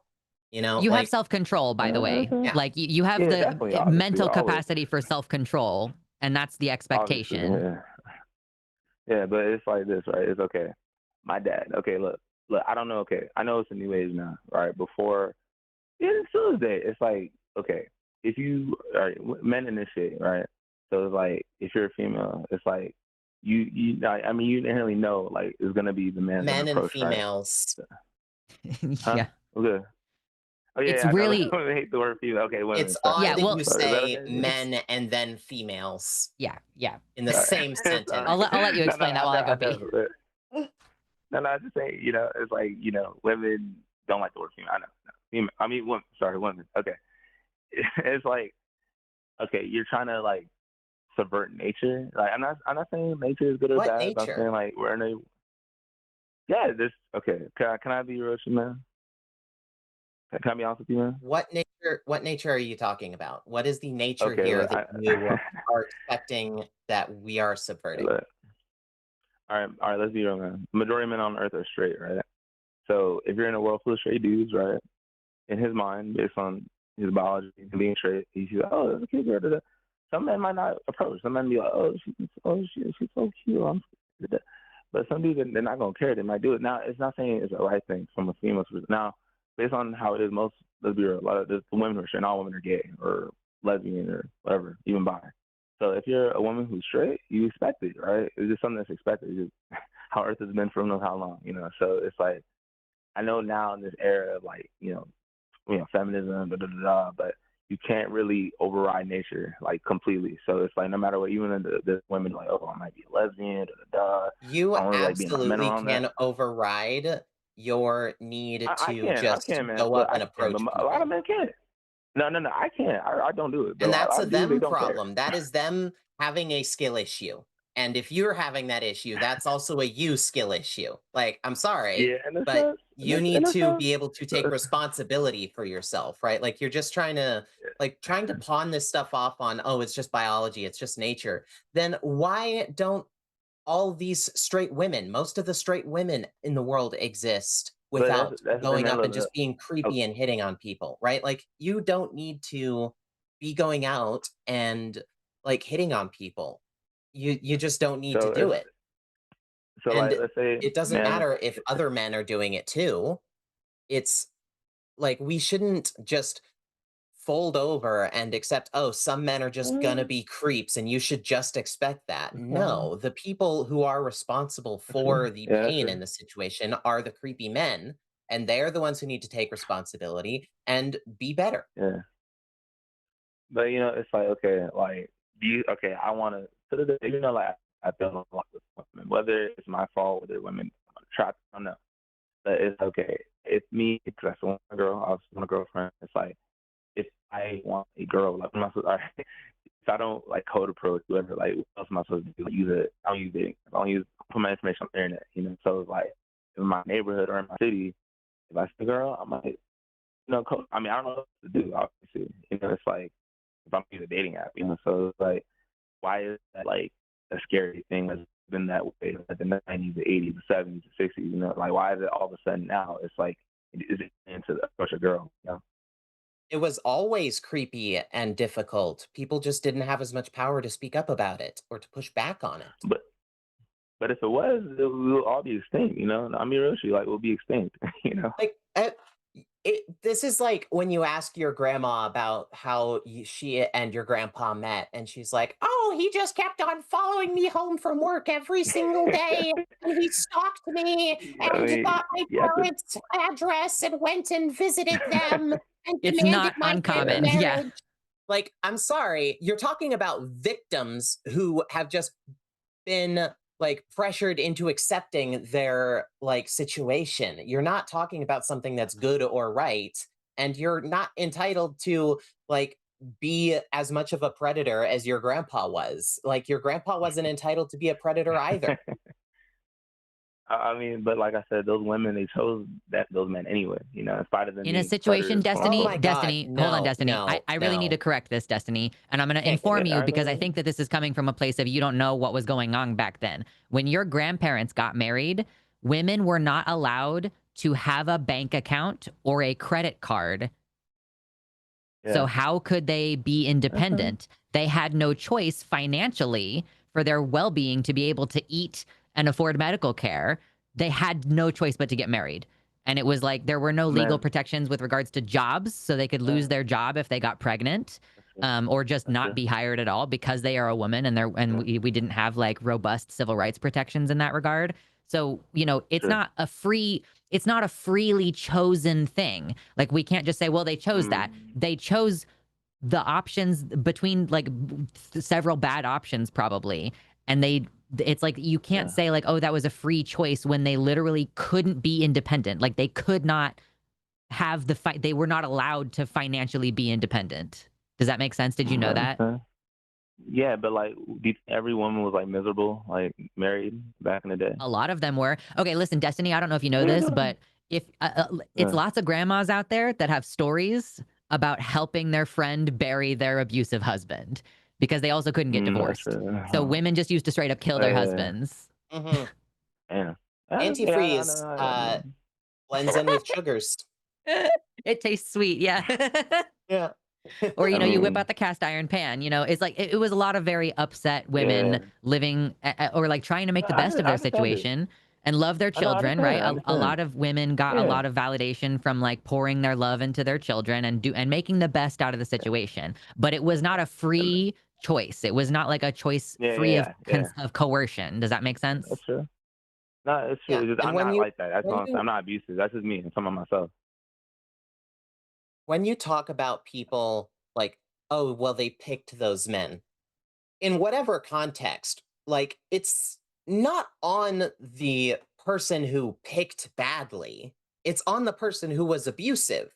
It's on the person who was predatory, right? Like people That's true. when they're picking their husband or whatever, they're not looking for like, oh, this is going to be the person who's going to, beat the shit out of me. This is going to be the person who's going to Yeah. feel entitled I to understand all completely. of my domestic services. They are picking Yeah. the person who they think is okay, and sometimes that Mm. person is a liar or that person gets worse over time. You Yeah. know, That's that's not true. Yeah. something that you blame the Right person there. who picked wrong for. That's the thing that you blame. That's something you blame on the abuser, rightfully so. the abuser is the person who's doing the abuse, right? Like Yeah. you come in here and you're talking like you are saying you've got it figured out, like your approach is good, your attitudes are fine, and people need to not be treating you with such wariness. But I think that you have some Mhm. really unexamined red flags in just what you've said to us today that you need to address before you like go and just start approaching people, because I don't think that you are necessarily going to be a person who people should pick if they are knowing everything about Mm, the person that they are picking, right? uh, Like, you yeah, need you to know, man, examine those okay, things. You need a little bit of therapy yeah, might help. no, no, no, no, no. I examine things. I self-reflect a lot. Like, look, like the whole like 4B movement, like South Korea, right? Like women said they're gonna avoid men altogether, right? And I feel like that's happening in the West too, like the 4B thing, or women just avoid men completely, right? And I'm like, that's okay. If women are like, oh, men are this, da, da, da, it's okay. I mean, it's their choice, right? But it's like, okay, for me, it's like now I understand that now women are like, low key, I'm your issue, man. Like I see what I see on social media, what I've seen in my school, et cetera, in my college, that like women are like done with men. They're like, I don't need a man at all. I'm like, da, da. That's cool. It's okay. I know it's their choice. They don't have to date any guy if they don't want to. Obviously, they have free will. But it's like for me, it's like I have to kind of just accept that it's a new time, yeah. But it's like, do I specifically now? I look at myself. Do I deserve to be mistreated by women? Not saying that women have like wronged me completely, but I'm saying like, yeah, women have wronged me. It's real, man. I'm sorry, like my mother, my sister, some the few women that I try to talk. It's okay. It's okay. I know. I'm not trying to say I'm entitled, but I'm saying like it's like now that I went through that, it's like I'm cool, but it's like I'm still a lot of men are traumatized. I mean, listen, man. No, but a lot of dudes are, like men don't have feelings. I know like men don't show emotion, all that stuff. It's like I'm very emotional, so like I wanted a relationship. I was not like that. I know what women say, but it's like why do I have to be associated with that, or if those women are associating me with that, with that negative stuff, So it's okay. It's just I don't want to be seen as that guy. That's why I'm Yeah. European man. When I went into the manosphere, I know that the manosphere is bad. Women hate it. Oh my god, oh, it's toxic masculine. I know. But when I was like 15, right, 2012, I was like lost. I'm like, no one's talking to me. Like all my teachers are female. My mom was my sister. I only have one sister. Me and my sister. And it's like I'm surrounded by that like women. Women are at the forefront, right? Whether back in the day, I never experienced all that patriarchy stuff. I never experienced it.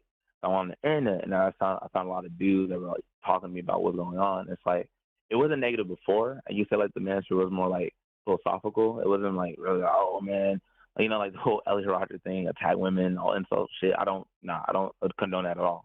But I need to know what's going on. And now that I know, it's like it's a tug of war thing. Women have resentment to build the past, but I wasn't there. You know what I'm saying? So it's Yeah. like I'm good. I'm not in the tug of war stuff.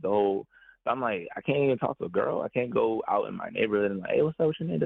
Oh, I'm avoid you. It's cool if I have a red flag like, oh, it's how I dress or how I come out. I think I'm like nice. I'm really like polite, but it's like I can't even talk to like women now because women are like wary of me. They're paranoid if I have a criminal record or something, or if I'm scary looking. It's crazy. Yeah. I mean, that's just for me. That's for me. So, Well, so I want to like jump in on this, Destiny, because I do understand that dating is really hard. Like for yeah. everybody, for women, they're getting all these dick pics in their inbox, like, and for men, they're not getting any I don't do responses. that. So I I don't do I that. understand. It's like men have a hard time getting any kind of response, and I think that the fact that they don't get a response is what makes them send the dick pic, because to some extent psychologically any response is better than no response, even if that woman is like, ew, you're Yeah. disgusting, you're a pig. That's still something, because isolation is very hard for human beings, right? So like Yeah. from a dating perspective, I would just like, my general advice is like, prioritize making friends and prioritize working on your hobbies and just existing in mutual spaces where a natural Yeah. connection can occur. Because I think that maybe what's going on here, Destiny, is that women can tell by the way you approach them that you are trying to chat them up, or you're trying to head that It's like an direction of ulterior motive. Like I have yeah, like you an want ulterior motive, you right? want to date because like Yeah. and like I don't want Yeah. to cast nothing on you because I don't know you, but like That's cool. That's so cool. many men are not interested in being friends with women. I've had this happen to me where No. I thought that people would try to be my friend, and then they were like, "Ooh, do you want to come over here and get under this blanket with me?" And I'm like, "Oh, I didn't know that our relationship was just you trying to get somewhere with me."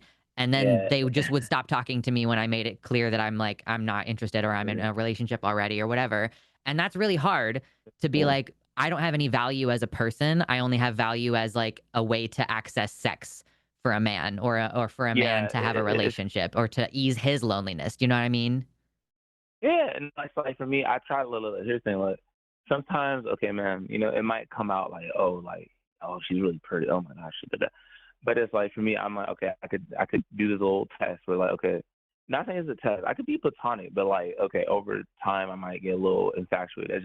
That's just you call it nature of my brain. But it's like when I talk to a girl, I could be nice. Talk, hey, let's talk about anime, cartoons, blah blah. Let's talk about movies. But over time, it's kind of like it's gonna escalate a little bit, yeah. And I have to like work on that where I can like, okay, can I have a platonic friendship with a woman, right? And let's be real, man. Okay, like how women have their gay best friend, right? That whole gay best friend thing. I've heard of it.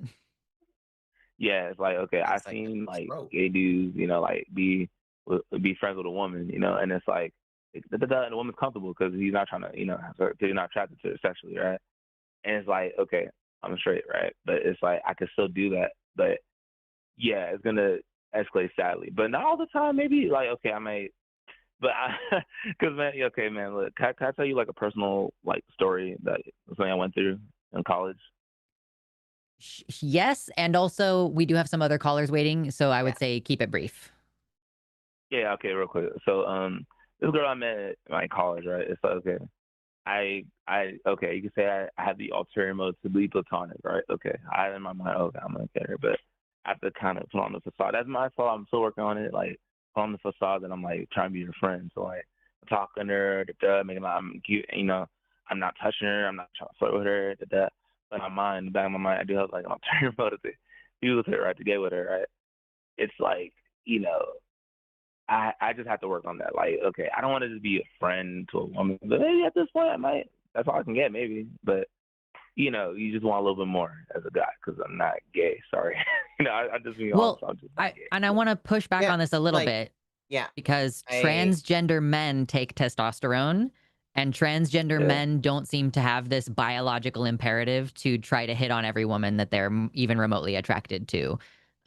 So I want to kind of hone in on that a little bit because I think that you're absolving yourself from a level of responsibility for your actions when you Yeah. and I mean when you're speaking about men broadly, you're absolving all men of this persistent behavior because you're like, well, they can't help it, but they can because transgender men can help it. And I've been very horny in times in my life, and I have never tried to chat up a woman. I'm like, I'm afraid of making a woman feel uncomfortable.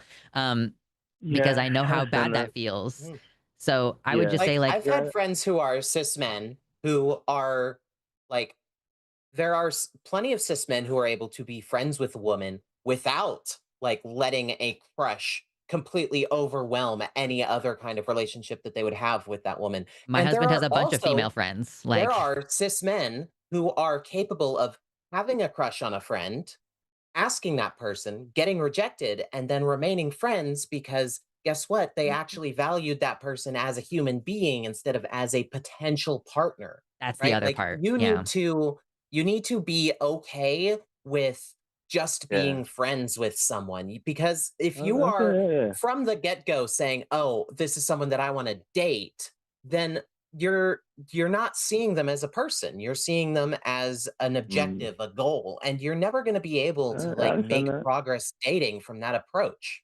Work If on you don't that. see I value in work on having that. women friends on its own, then it's like But you're I not can't. quite seeing them as people.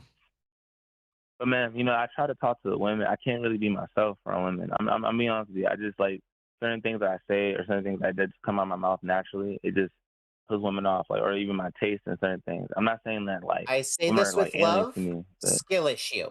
I'm let's go. sorry, but Okay. yeah, And like Yeah, maybe part of the Seriously. problem is listening to manosphere Like, people about advice about how to chat up women instead of listening no, to what women say they want. yeah, no, it's exactly. like Like, no, the don't master go just listen to a Manosphere podcast about these things. Go talk to a no. therapist, have your So specific true. life conversations with them, and develop some better communication skills. Literally, communication is a skill that you have to work Yeah, I on. know. It's never just going to be about like some attitude or internally held idea. It's something that you need to hone as a skill. Yeah.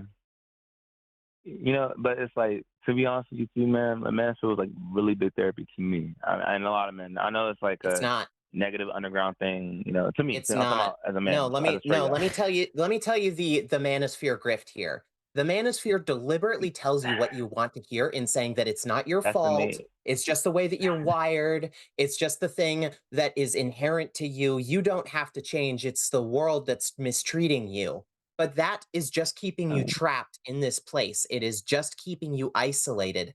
And then they can sell you more supplements or whatever the fuck it is that they're trying to get you to buy. More classes, more courses, more whatever That's their daily sponsor is. It's not helping you to tell you just what you want to hear and to tell you that you don't need to improve. it's like, okay, the surface level mainstream, because like you can say like Andrew Tate made the mainstream, they made the master mainstream, but like before, like during like the early 2010s, the mid 2010s to like probably like to the late 2010s, it was just like teaching. It was just like live streams, like single license, not like podcasts, but like there were books here and there. There were like PDF files that I was downloaded, obviously, and read. It's like forums. It's like, okay, it became like really really perverted from like the original mainstream that I remember, right? So it's like I don't really prescribe to Yeah, the Jordan mainstream Peterson people, wasn't obviously. helping you either.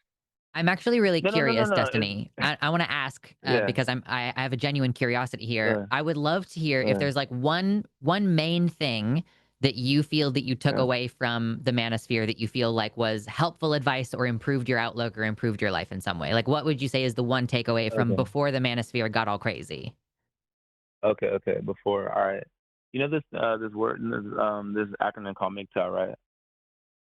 Yeah, heard of it. MGTOW. Yeah, okay. It's It's very like similar to what you were describing earlier about women wanting nothing to do with men, right? yeah, it's like kind of like men and women going their separate ways, right? It's like Sure. there was a channel on YouTube called Stardust, Thinking Ape, right? Back in the day, that was like the first, like him and this guy named Barbarossa, right? Around like 2013. He was telling me about like the system, whether it be divorce or gynocentrism, what are all these different terms. All these men before, they taught me that, all right, women are like kind of done with men completely. They don't really want to really have anything to do with men. So like, go your own way. Like women are doing their thing with their girls. Like have brotherhood with your own brothers and and like do your own thing. You only need a woman to complete you. Now I thought, okay, that makes a lot of sense. But over the years, I'm like, it's like before it's like fully over for me. If I'm like 50 something years old, it's like let me talk to at least one or two, maybe three girls. Just like to see if I can have something before like I really like say, okay, this is not the time, it's not the era. So because I'm not in the power struggle, I don't really hate women. I don't hate women at all. It's just saying this is the zeitgeist now. So it's like the OG man of the past taught me that the zeitgeist now of like, oh, women are trying to like have a level scorn towards men because the past that I didn't experience, maybe my great grandfather experienced, right? It's like, I understand that now. It's like manifesting now. It's like, okay, I can leave women alone. Women do their own thing. I do my own thing. But maybe let me just talk to a girl here and there before that. But what I've seen, what I've experienced, that women do want nothing. Like they're like, oh, I'm good. Like I'm gonna just be to myself. I don't want to be around men at all. So it's like MGTOW taught me that I could be my own person. I could do my own thing as a man and not like have scorn or resentment towards women. Now the modern man has resentment towards women because they're like, oh, I don't have a girlfriend, but I'm lonely. I want sex. Now I know women have their own free will and their own agency. So it's like, okay, my body, my choice, but I can respect that, consent, boom. So it's like the original method, which I prescribe to, it's like it taught me I could have a peaceful life and don't have hatred towards women because, like, the past how men were in the past wasn't that good, but that's not me, right? So if you're a good man, like a lot of the original MGTOWs, the original Manchurian guys in the past, if you're a good man, just let it be, just stay alone, and that's it, right? So it's Yeah. like the modern master really fucked everything up. So I don't want women to think I'm watching like the modern master, like Nico, Nick Fuentes, Andrew Tate, no, not them, or like Myron Gaines, all that shit. Sure. It's like it was much more philosophical, before. So I would like to acknowledge that is I know that there was a lot of issues with MGTOW because of the way some of the stuff that I was seeing back in the day and the way that they spoke about women was not good. If you came away from that with the view of like, I am my own whole person and I can be Yeah, happy and yeah, content in myself, then I would say that that's a yeah, good outcome. And that is what a lot of yeah, these women are getting from therapy. Like a lot of these women are like, I feel good and content in myself and I can afford to have my own life and set up my own stuff, and I could even yeah, afford to be a single parent. I know there's lots of women opting into being single parents, so we're not really as concerned about yeah. like population issues.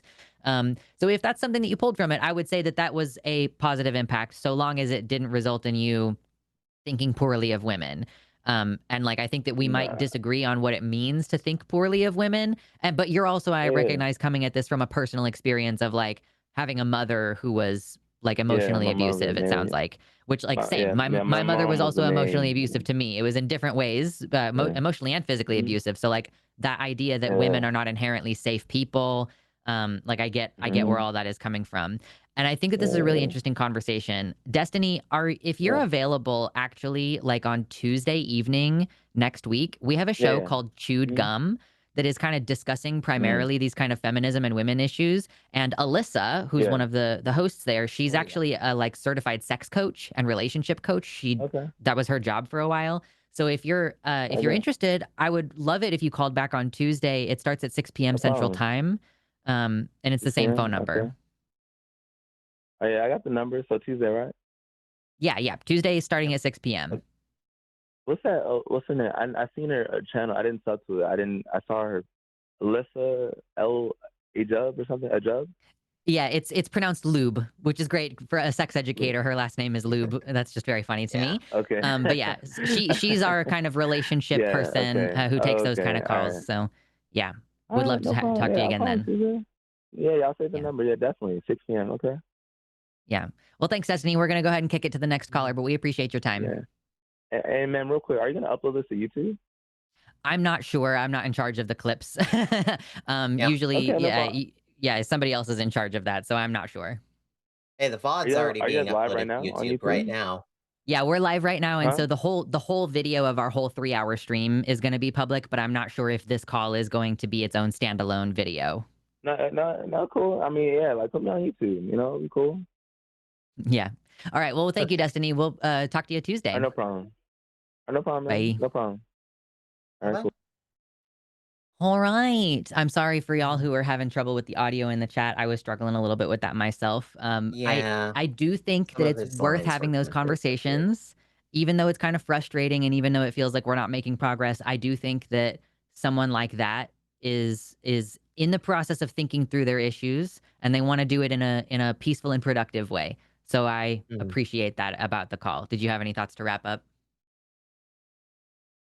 I mean, not too many. I mean, at that point, a lot of it's just like I think the interesting thing is what we were talking about there at the end is like the idea of men going their own way was always kind of like this retaliatory thing Yeah.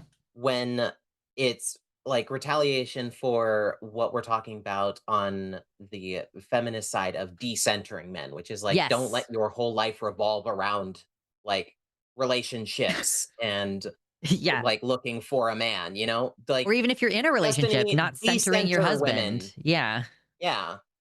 If you want to decenter your like search for a partner in your life, like that's I think it's worth doing to be able to stand on your own 2 feet. It's Mhm. just important that you're not doing it out of like some retaliatory thing. And it definitely doesn't mean to like isolate yourself from people is the other thing. It's like Yeah. don't like be going out of your way to avoid women, just like if you're not going to be dating for a while, that doesn't mean you can't like meet women and be friends with them like a normal person. Yeah. Yeah, though I think that that's one of the things too is like these men will chat up like one individual woman at a time.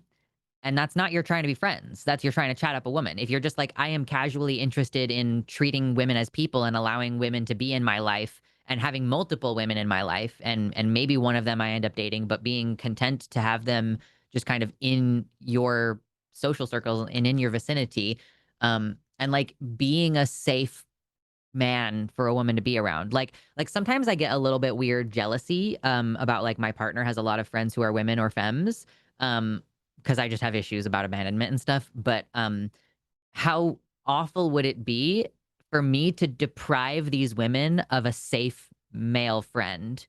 Like, that's kind of my thought process on it, is like, I know that my husband, he told me recently, he was like, I don't even think about people that way unconsensually, basically. Like, so, you know, whereas I'm like, thank you, mama, at the gym. I don't ever say that, by the way. That's me internally. I'm like, thank you, mama. God bless. Thank you for the view. You're welcome. Yeah, exactly. um, but yeah, so it's really important for women as well to be able to trust that men in their lives don't have that ulterior motive. Like they aren't trying to go to that next step of like, oh, let's escalate the relationship, or let me chat you up, or you get under this blanket with me or whatever. Yeah. So I would Like like he kept men on to talking about reframe just that. like talking to women in his neighborhood. And I'm like, if you're out walking your dog, you don't want to be approached by some guy. There's a You know, it's context. like, exactly. Like there's not a cheat code out there to, unlock sex in any given encounter. It's not like there's some like sliding scale of difficulty and you're just not using the right cheat code in this instance. Yeah. It's sometimes you shouldn't be doing that. In fact, that's most of the time. Yeah. Well, y'all, we still have open lines. They've been like populating and then dropping and populating and then dropping. So we're going to talk to Aiden next. Just 1 second. Aiden, I see that you've been in the queue for a while, and I apologize. It took us a little bit to get to you. But we still have time for probably at least 1 or 2 more uh, oppositional calls, like folks who do not agree with us on things. So we are both trans. I'm non-binary. If you've got like criticisms about non-binary identity, or if you think there's no such thing as a trans woman, or if you were born male, you can never be a woman, or whatever. Like, if you think that male and man are the same word, like woman and female are the same word, like they use each other to define each other, kind of thing. We would love to have those conversations. We've still got time. This show ends in 1 hour and 10 minutes, at which point we are going to kick you over if you want to hang out with Jimmy and Jovan on the Calling It Now show to take calls that are more broadly political and less like focused on this one issue like we do here. But yeah, so we still have about like 40 minutes or so to take calls, and we only have 1 caller waiting. So we are still looking to fill that time. 720-619-2288. If you haven't yet hit the like button, click the like button, click share, and then copy the link. I don't even care if you actually paste it anywhere. I mean, it would be great if you did, but that, as far as YouTube is concerned, just copy the link. And all those little things add up, and they make our whole operation kind of function. So thank you so much for all of your help and support in the chat. And we are now going to go ahead and talk to Aiden, he, him pronouns, calling from Oregon. What's up, Aiden? You are live on the line with Luxander and Mama Mephi. Can you hear us? Yeah, I could hear you. I'm Hey. going to talk probably pretty fast because this thing will hang up on me in 3 minutes. It's been Oh, okay. hanging up on me in 30-minute increments. Oh, that's weird. And I'll probably have to call back for my advice portion, but I wanted to follow up because you and I talked to you and Josie 3 weeks ago. I don't know if you remember me. We'll find out. You talked to me about gender fluidity and gave me advice. Oh, you do? I think I will remember when we get into the details of the call. I'm sure. That's okay. But it's so important. You should have remembered me right away. I know. My God, I shouldn't joke. Directly to jail, Lux. I know. Straight to jail. But yeah, sorry, we're joking. Go for it, Aiden. Oh no, of course, no. I love. No, it's great. I love it. I showed that call to like a bunch of different members of my family, some of which are trans, and they've been helping me, and it's just been tremendous help and a great conversation starter. So thank you very much. We already got even a few pieces of clothing I'm going to experiment with, and my brother and I we made a Pinterest board. So hell yeah, it's fantastic. Thank you for helping. I will probably call back a different time because the thing will hang up on me anyways. So I'll probably call back a different time for more advice because I do have some questions. Sure. But I just wanted to follow. I just, I wanted to thank you. And I already got to thank Josie actually because I phone banked for her. So I just wanted to let you know because it's going to be a huge help. So, thank you very much. If I didn't have a minute and 20 seconds left, I would ask you some of my questions. I don't think I can. mean, let's draw this out because it could have been something about you being in the queue that might have been dropping it. And so maybe now that you're in, yeah, so just go ahead and launch it. And if we get cut off, then we get cut off and you'll have to call next time. I will not be here next week, by the way. Oh, yeah. Lock in, Aiden. All right, I'll lock in. Yeah, so I had like a few things. I kind of wanted to like more advice on like I tried on some clothes, in the store, and I looked at myself and I just like I've been struggling a lot with this like I kind of like I really like how do I sum this up because it intersects my OCD and it's just so hard to simplify. But it's like just like I just feel this need to like fix. I'm feeling like I don't really understand my gender, and I just feel this need to like fix it. And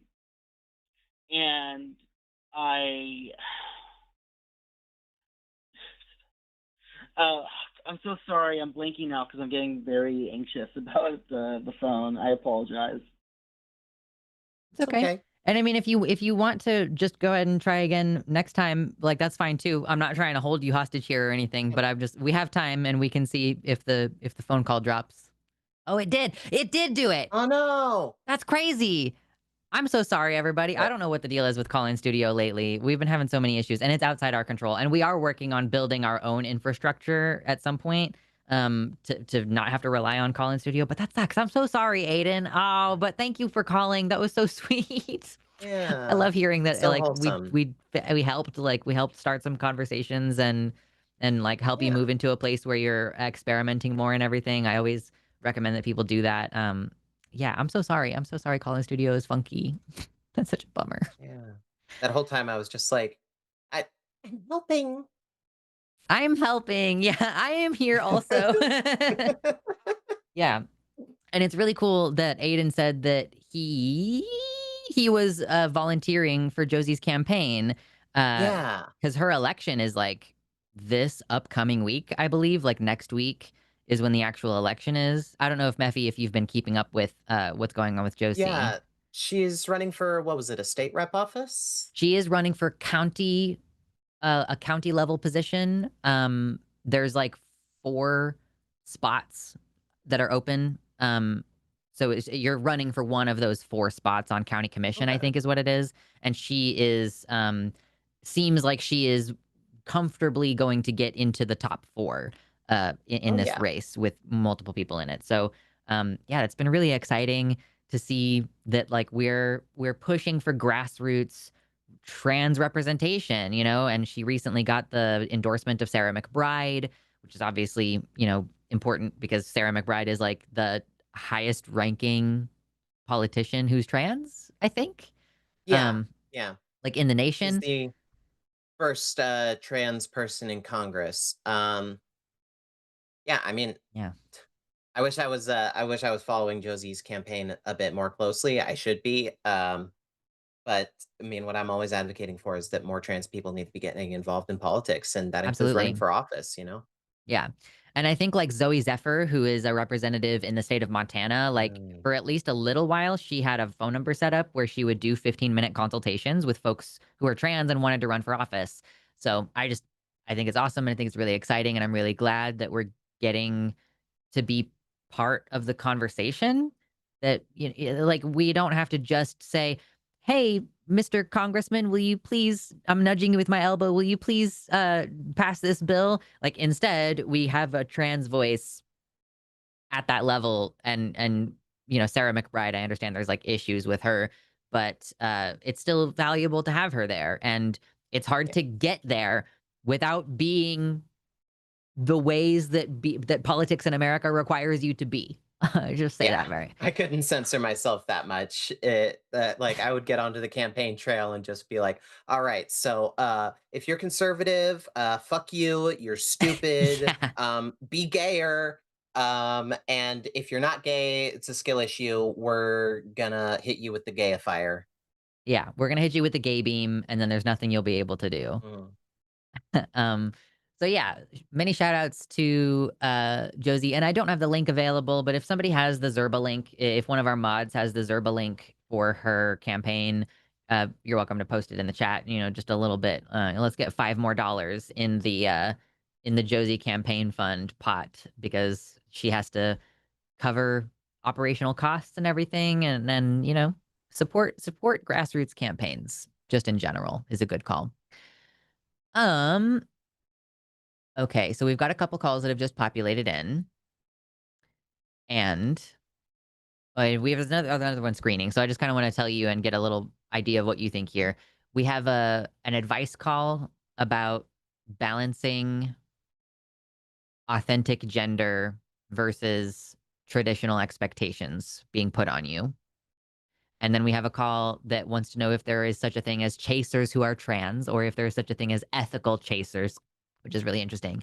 And then we have another, with this person who's calling in on the web caller from Texas is not going to get through. So maybe if they call back in a moment, we could take that one. But yeah, if y'all are within the United States, by the way, the web caller is really funky with people from within the United States. And it's our like policy that we don't take calls on the web caller from within the United States. So if you're within the US, please call with your phone number. If you're outside the US, like calling from the UK or something, then please feel free to use the web caller. But a caller from Texas is not going to get through on the web caller, just so you know. So between the two, chasers or advice call, what are you thinking? I'd be interested in discussing the idea of ethical chasers. Okay, cool.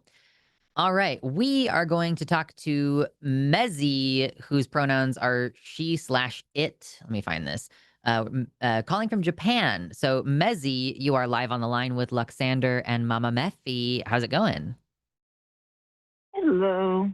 Doing okay. Hi. It's almost 6 o'clock it's just turned 6 o'clock in the morning here. Yeah, Oh, you're wow. getting an early start to the day. Yeah, busy day actually, so I have to do an early start. So, hi, thank you. Yes. Yeah, so your topic is I about wanted chasers, and I'd love for you to, to lay it out for us. yeah, so I made it a two-part question because I think both of these are something that I find interesting. And it was, I thought of this, this question came up because of what I heard you just talking about like people's attachment to relationships as like a kind of like making that a defining point of themselves. And I was thinking about how there's this thing that I've noticed. There's two things that I've noticed, which is that sometimes people that I know who are trans, myself included, only want to date other trans people, right? Some people, are T for T, and that's like an exclusive thing, right? And there's also like there's sexual preference and so on and so forth, right? And I'm not, I wouldn't say that I'm necessarily like exclusively T for T, but I'm pretty like, 80-20 on the preferring, T for T relationships, right? So it's particularly with like other trans women.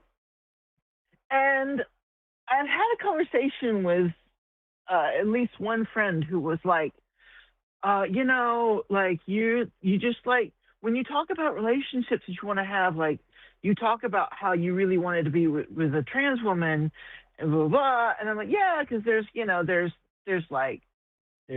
sexual preference, like general preference. And then there's like, also like shared experience and being able to like bond over that kind of stuff and things like that.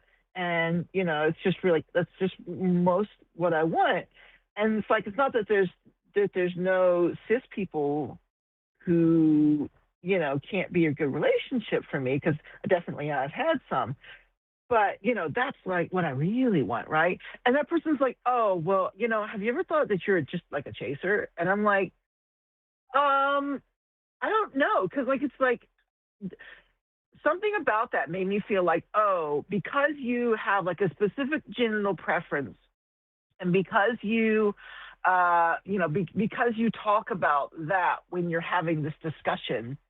I mean, the conversations tend to go more sexual than other more casual conversations anyway. So it's like because talk about that preference, that means you're kind of a chaser.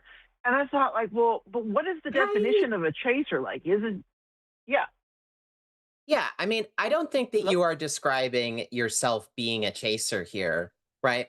I mean, there is like the idea of a preference is a thing that people have. Like people have types, right? And there's no reason why that type is going to not apply to like a genital preference. The idea is that a person is a chaser when they are seeing someone as a sexual object first Yeah. rather than as a human being, right? And you're talking about T for T relationships and like uh the shared experience is huge for one thing. And for another thing, I mean, you know, I won't go into too much detail here because like I don't know how much YouTube will let us talk about, but when it comes to, experiences in bed, you are also talking about someone who's going to have a lot more familiarity with the materials that they're working with, you know?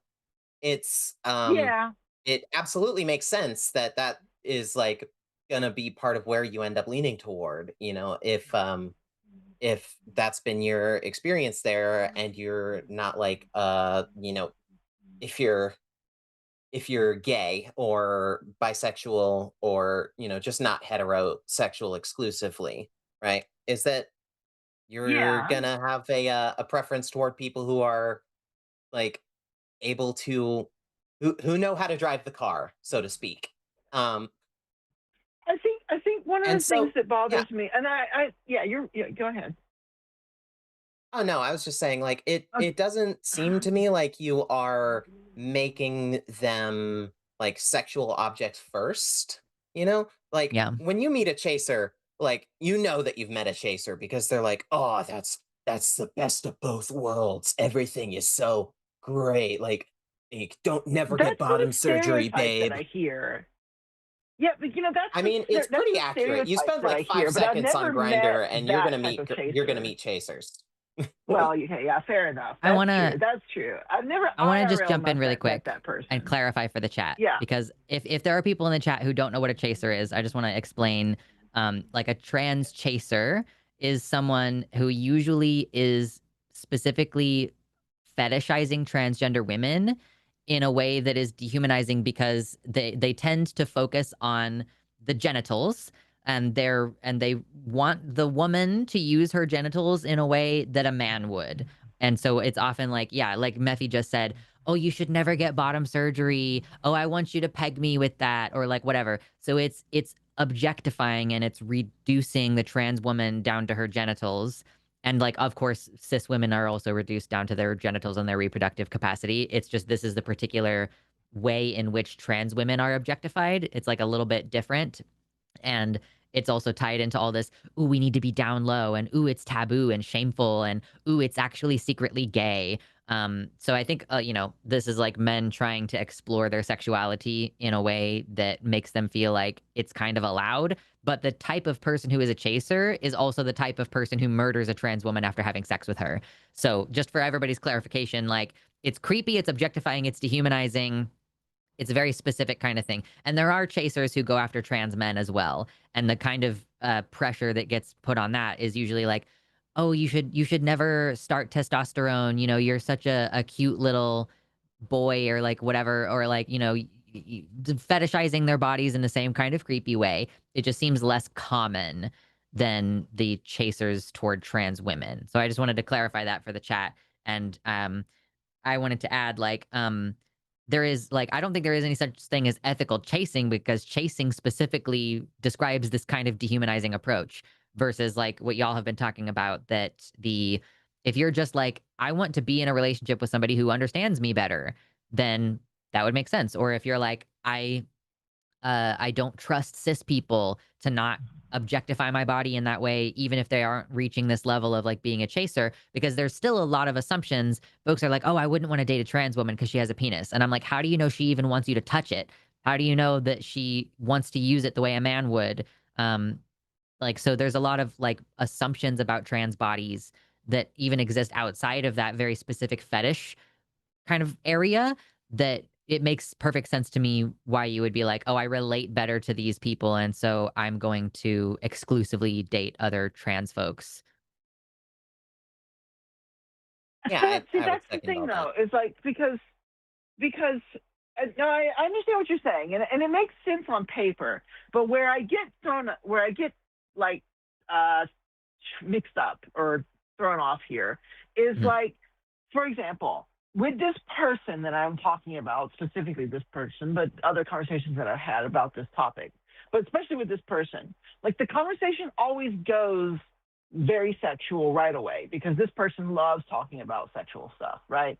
And Mm. so when they're talking about what they like, there's like, okay, so I'm like, okay, well then I should talk about what I like. And when I talk about like what I like and, like the general preferences and how, wonderful it feels and how much I really enjoy it and blah, blah, blah, blah. I try not to get too graphic for the YouTubes. Sure. But then they're like, oh, well, you just sound like a chaser. And I'm like, but you focused this conversation on sex and sexual preference and like genital, talking about like directly about genital stuff. And because this person is like not focused on one particular type of genitals or one even necessarily one particular gender, it makes me feel like I'm pigeonholed in a way that makes me feel like maybe I'm a chaser because I do have so much like passion towards that particular like genital preference.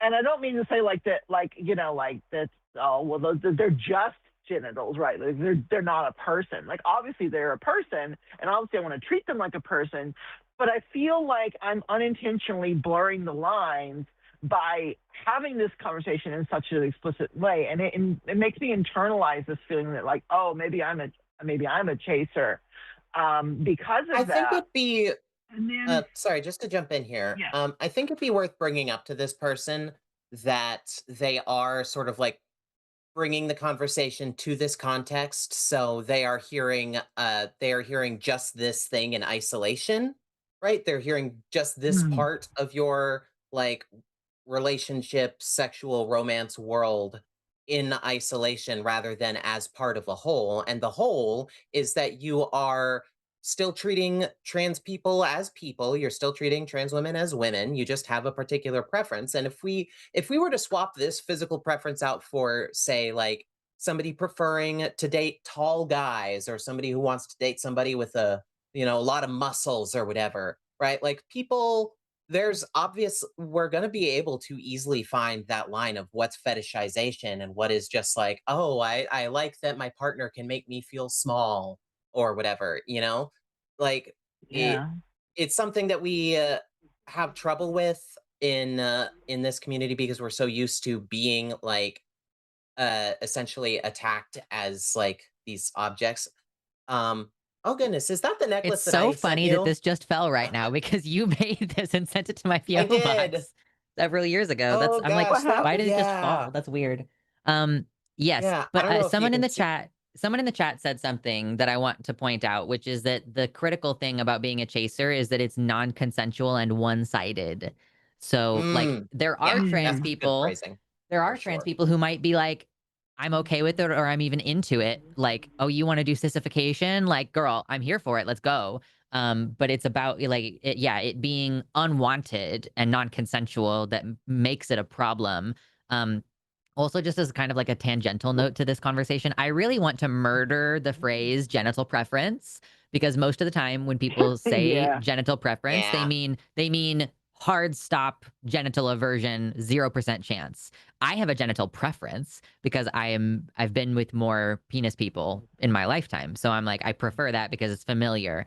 But that doesn't mean that I'm refusing to date someone who has other genitals or that I mean, I'm monogamous right now, but like Mm, So I really do think that that is like because it's so unclear. I think calling it a preference reduces the clarity in the conversation.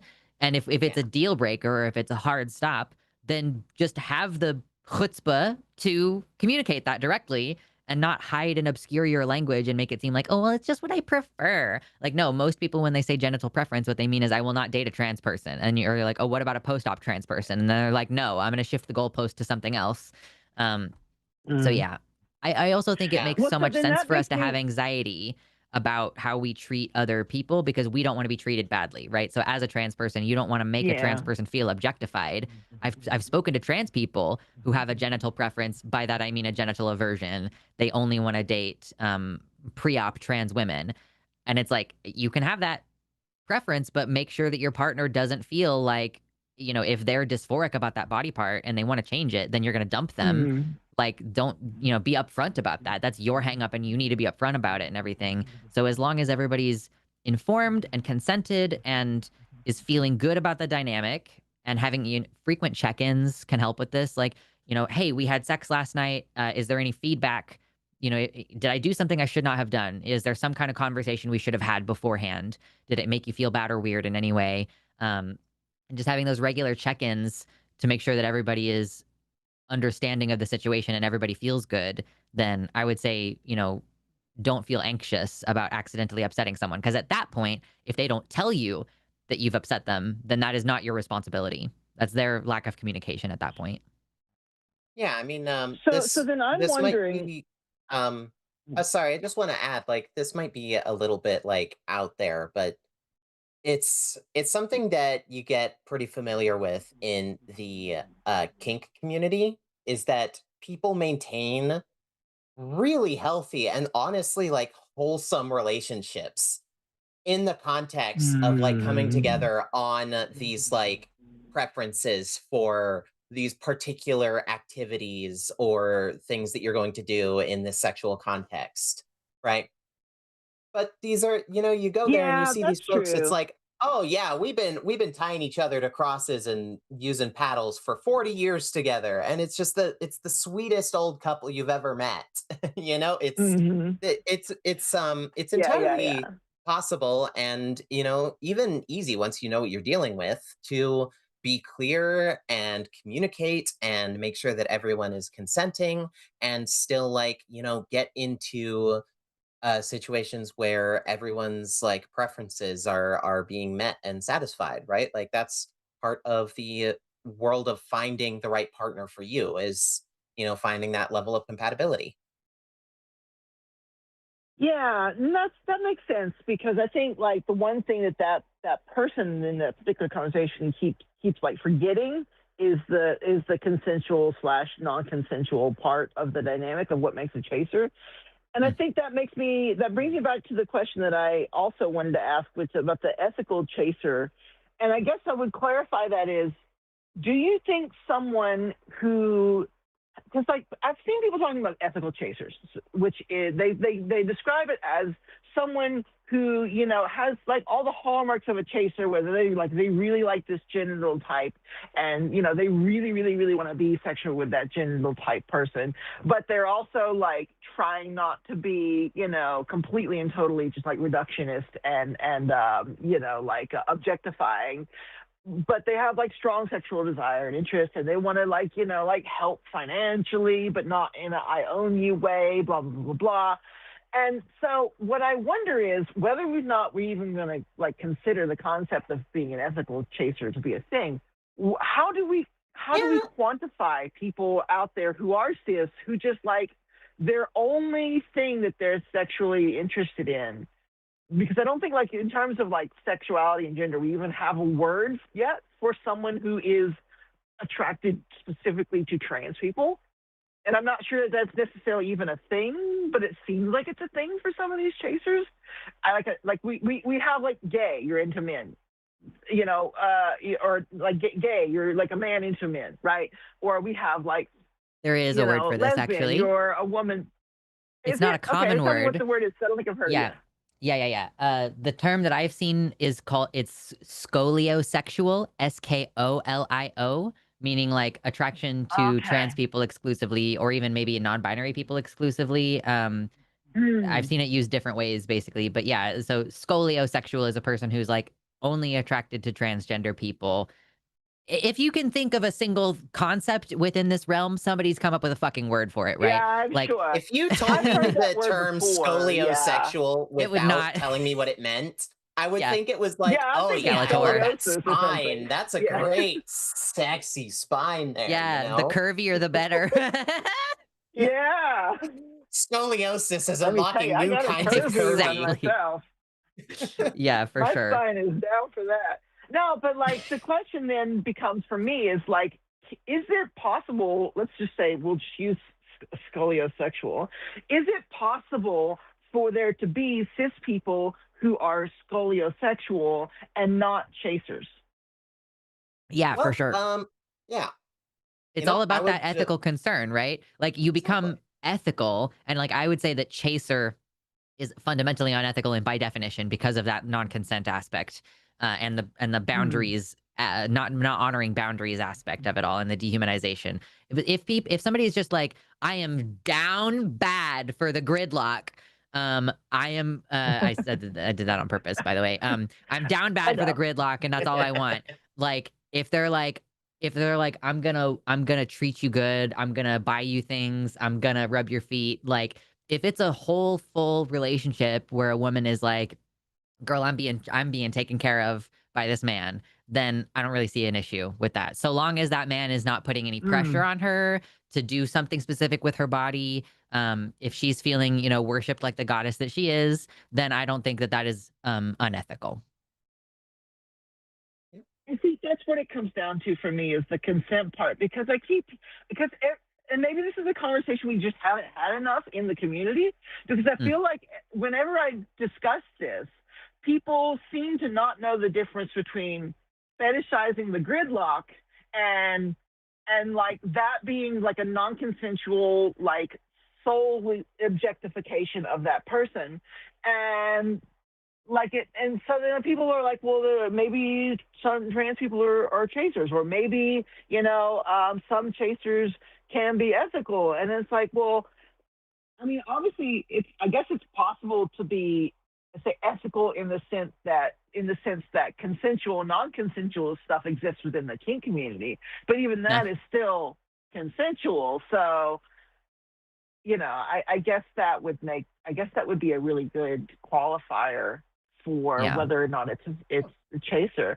So does that mean that there are people who would probably fall under a lot of the stereotypes of a chaser who could still not be a chaser because they maintain the consensual boundaries? Would you say that? Maybe. I mean, you would just need to like talk about like really the stereotype that I think of when I think of chaser is like the non-consent part, but Yeah. like It's not that's the gonna it's not the Mm. gridlock part. It's the yeah, being a creep part. That's the problem. yeah. See, yeah, and I haven't heard enough people discuss it that way in those terms. I hear people discussing it in terms of like the actions they do and the preferences that they talk about and like the being on grinder and all that kind of stuff. But I never hear someone say it's about consent, right? I never hear someone directly say it's about consent. Like on Blue Sky and stuff, whenever it comes up, I've never heard it framed exactly that way. And I feel like that is what has thrown me most is Mm, like is that we haven't maybe the people that I've talked to haven't like clarified the line between this is because I always hear it put in terms of like fetishization, right? yeah. If you have this fetish, that makes you a chaser. But but surely for kink to exist, there must be ethical, respectful, non-objectifying ways to have that kink and do it, properly in a way where it's non-consensual, right? So that would make them not a chaser. But I just never hear anyone talk about that. Yeah. Yeah, yeah. I mean, consent is really the rule of thumb that you need to have for pretty much all these things. Yeah. Trans people, cis people, heterosexual, like gay, whatever. It's you just as long as everybody's what's that acronym? It's like fries or something. like freely given, or am I thinking of something else? I I don't don't know. I just It's always I heard, like, informed. safe, sane, and consensual is, like, Yeah. the term that I mean, I guess that's more BDSM, but, like, Safe, it's functionally the same thing. safe, sane, and consensual. Can you Yeah. clarify that a little bit? Because I understand safe, I understand consensual. What do you mean by sane? I mean, I don't Or what does this is just that this mean is by just something sane? I picked up from, like, watching some content creators who were, like, doing BDSM education back in the day. Fucking Lacey Green. Anyway, but it's basically like, you know, nothing extreme. Like, safe, sane, consensual means, like I think it means, like, you're keeping things within, like, reasonable boundaries that are well established and discussed. You're not, like, I think it just means, like, even if you go to some kind of level of extreme, that you're doing it in a very controlled manner. Um, I think that's kind Mm, of just the vibe that it's supposed to mean. But there probably is a better okay. acronym for the situation. That's just the one that I remember from back in the day. No, that was interesting because I've definitely been in some situations where I've wondered if someone would call it sane or not, and I'm like, Sure. hmm, is that a? When you said that, it was like, oh, boo! It just kind of popped in my head, like, what? Yeah. Sane? I've never heard that before. So, Someone in okay, chat cool. Well, I guess did that's just it. I have. clarify Oh yeah. what Mephi was trying to say. Freely given, reversible, informed, enthusiastic, and specific consent. So that's the Yep. FRIES Free, acronym to free. describe the model of Yeah. Can you say consent. that again slower? Reversible and specific were Freely. the ones What I was? forgot. Yeah. Freely given, reversible, Sorry. Can you informed, say enthusiastic, and specific. freely given, reversible? Freely Yeah. given, So reversible, freely given informed. as in not Sorry. coerced, reversible as in you can Yeah. always like take it back in the middle of like anything that's Mm-hmm. going on. Informed, you know what you're getting into. Enthusiastic, Right. you Right. really Right. want to be doing that. And Mm-hmm. specific, as in you've laid down what the boundaries are and Mm. what it is that you're exactly consenting to. Hmm. I like that. I'm going to remember that because that's a really good way of making it very, very clear. Yeah. Right. Okay. Well, Well, thank you so Mezzy, much. I got to yeah, get perfect. going towards work and stuff. Yeah, we have one more caller, But so it's thank you perfect so much for timing. the call. Yeah. Yeah, Yeah. thanks for Thank you calling. so You much have a great and rest of have your a day. great evening. I will try my best to do so. It's payday, so it's got to be good, right? Oh yeah. Yes. Take All right. Thanks, care. Mezzy. We'll talk to you again soon. Bye. Okay, we do have one caller. Let's just jump right into it. Let's just jump into it. I'm gonna fucking kill Yeah. myself. Hey, we're gonna talk to G, who said any all pronouns, a 39-year-old calling from Canada. G, what's up, G? You are live on the line with Luxander and Mama Mephi. How's it going?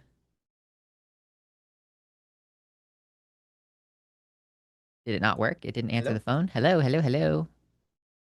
Oh, is it just not working right now? What is the deal, bro? It's not letting me answer. Let's try to do it this way. It might not work, which would be kind of perfect timing. I'm seeing just a little loading screen on Call-In A Studio. communications disruption can only mean one thing: invasion. Invasion! It's disclosure day. That actually does look like kind of a fun movie. Gee, I'm not sure what's going on with your call. For some reason, it's just not wanting to let us load in. Maybe the web caller is kind of funky Yeah. today. Um, I see your topic today is balancing the desire to be authentically gender neutral and empathetic against frustrations from other people continuously trying to project traditional expectations onto you. So we can discuss that for a couple of seconds to hopefully kind of address the question, and just we won't be able to bring you on because Call-In Studio is being a butt. Um, yeah, do you feel like there's tension for you between your authentic gender expression and the expectation? I mean, you're a woman, so probably a lot, right? Yeah, I mean a little bit. It's definitely something that I've had to work through. Is like you get over the the gender dysphoria, and then you get into body dysmorphia with all of the various expectations. And now I'm down one gallbladder to show for it. So Oh. it's definitely a struggle, Mm, for sure. Trying to figure out what's you and what's gender, right? Like when mhm, I talk about gender, I try to approach it in this like 3 point model where you have the sex traits, the gender construct, gender, oops, pulled my own hair, and your gender identity, which is what's going on in your head, right? mm, Like going on in your own brain.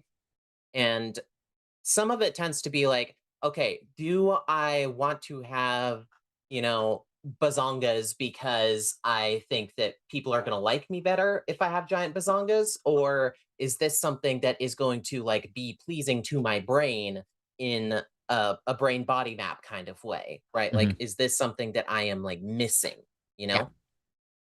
know? And then when it comes to how you're going to express yourself, I mean, there's no getting around that you're going to be influenced by the culture and the context that you live in, right? Like, if if I was a trans person existing 3,000 years ago, then I would not be dressed like this at all. Probably, like that Sure. would not be a thing. What we consider to be a woman would be extremely different, right? Yeah, the It signals comes of down womanhood would to be different. Yeah, it comes down to what you are comfortable with, what you feel like is the most authentic expression of you, which is going to it's a process to figure things out, you know, to try things on for a little while and see if you're comfortable with them. It is something that you've got to work through, like uncoupling ideas of what is part of a gender role and what is part of your authentic gender expression, you know, trying to balance those things out and figure out where those impulses are coming from, right? Like, Mhm. you know, this idea that, you know, women can't be muscular is obviously something that I have dealt with, and I think fairly successfully. I have dealt with the hangups about that. You Yeah. know, I'm gonna take any excuse I can, obviously, to literally flex on it. Yeah. But it is you know, it's important to remember that when we talk about, like, going into a gender and having this gender identity is that these are very broad categories. There are so many different ways, even if you are existing within man or woman, you know, like, the point is to not be restrictive, right? The point is to be free and to be authentic and to live your life in the way that you are most comfortable. So it's important to just do that. Yeah. I think that's so tricky I as hope that well. made sense.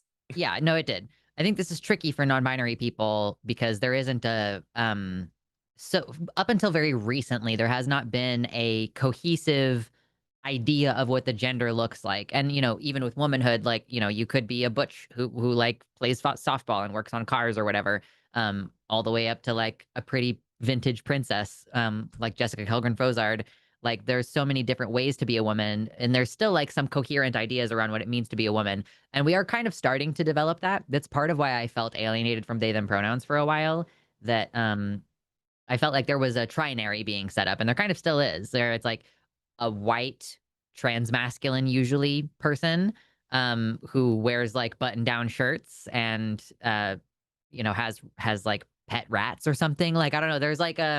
There is a stereotype that exists in my mind of what a they them is. And so that there's been tension for me on that as well. And I just think it's a little bit more complicated because there isn't a traditional gender role. There is just like a very recently developed stereotype. Um, so we deal with like a completely different set of issues in terms of not having a target gender to transition into and having to kind of forge it for ourselves in a different way. Whereas you can look at a woman and be like, that's the type of woman I would like to be. Uh, but I had the similar thing with like, do I actually want top surgery, or is that just what's expected of me as a trans masculine person?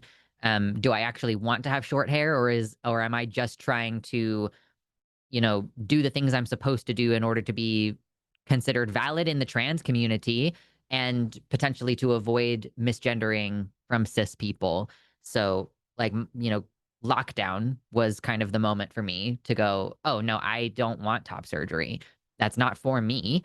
And like the problem that I thought it was going to solve was, oh, I'll be misgendered less because I felt like people were misgendering me as they were calling me a woman because they could see my chest. But then I was seeing other people in the groups that I'm in of like top surgery groups and stuff on Facebook who were like frustrated because they got top surgery and they were still being misgendered. And I was like, okay, so that's not going to solve my problem. And I'm not going to do something so radical about my changing my body to conform to something if I'm not even going to get the social like the social respect that I'm going for. So, and like that's ultimately led me to just be like, I recognize that people are going to see me as a woman and I just don't fucking care about anybody's opinion anymore. Yeah, so that's me. That's my Yeah, little deal on that. that's a big part of it is just the we tend to put a lot of like emphasis on passing as it were, or Mm, even just like being recognized as someone who's in a particular gender or expressing themselves in a certain way. And like I wish that we didn't need to do that, and I also wish that there weren't like people who were trying to like use that as an excuse to be transphobic. mm, As another thing, it's an annoying like line to walk to try and find what's most comfortable for you, because these things are never going to be simple. They're always going to be complicated, and no two people are ever going to be alike. Even if mm. you can like identify trends, you're not going to be able to cleanly map onto any like archetype for Yeah, like 99% of people. And I would yeah, say that cis people are often like a bit more comfortable making those compromises on who they themselves are because they have the security of being in the in group, right? But we're out here trying to like create something that is outside of the traditional gender structure. mhm, So there's a lot of pressure on us to be totally sure and secure in every single aspect of our personalities and our gender yeah, expressions and our identities. And it's like, no, we're still people. We're still going to have moments of uncertainty. We're still going to have, confusing aspects to our identity that we need to work our way through. And it's not wrong to have that. It's not any fault of your own. You're just a person living a normal life, some experiencing something that is usually repressed for a lot of folks. So, if anything, you're ahead of the curve. yeah. Yeah, the future is non-binary, so take that. We're headed towards Oh, Star yeah. Trek. We're gonna just be able to do body mods, and nobody's gonna give a shit about your pronouns someday. Forget like uh forget all the surgeries. I just want remote control flying fists. Is that too much to ask for? Truly, honestly, come on, catch up, science. It's transphobic that we don't have this yet. Well, that's the end of our call portion of the show. We are still going to do our super chats portion, which there's a lot of really interesting and lively discussion during that portion. So don't leave just because you think, oh, the interesting part of the show is over. Because also, when we get done with that, so as we take super chats, we're going to be taking votes, and I'm going to have to make sure that that's correctly set up over here. So with your $5 or more super chats, we A, read them out, and B, you can vote hashtag Team Lux or hashtag Team Mephi, and whoever has the fewest votes has to defend a silly position. And I don't actually know what the silly position is today. I usually like have 3 options and then I have you vote on it, but I didn't sleep last night, so I don't know. We'll come up with Hmm. it. Put your ideas in the chat and I'll pick one. What's a silly position that we should defend? We've been doing ones like bisexuals don't have to pay taxes.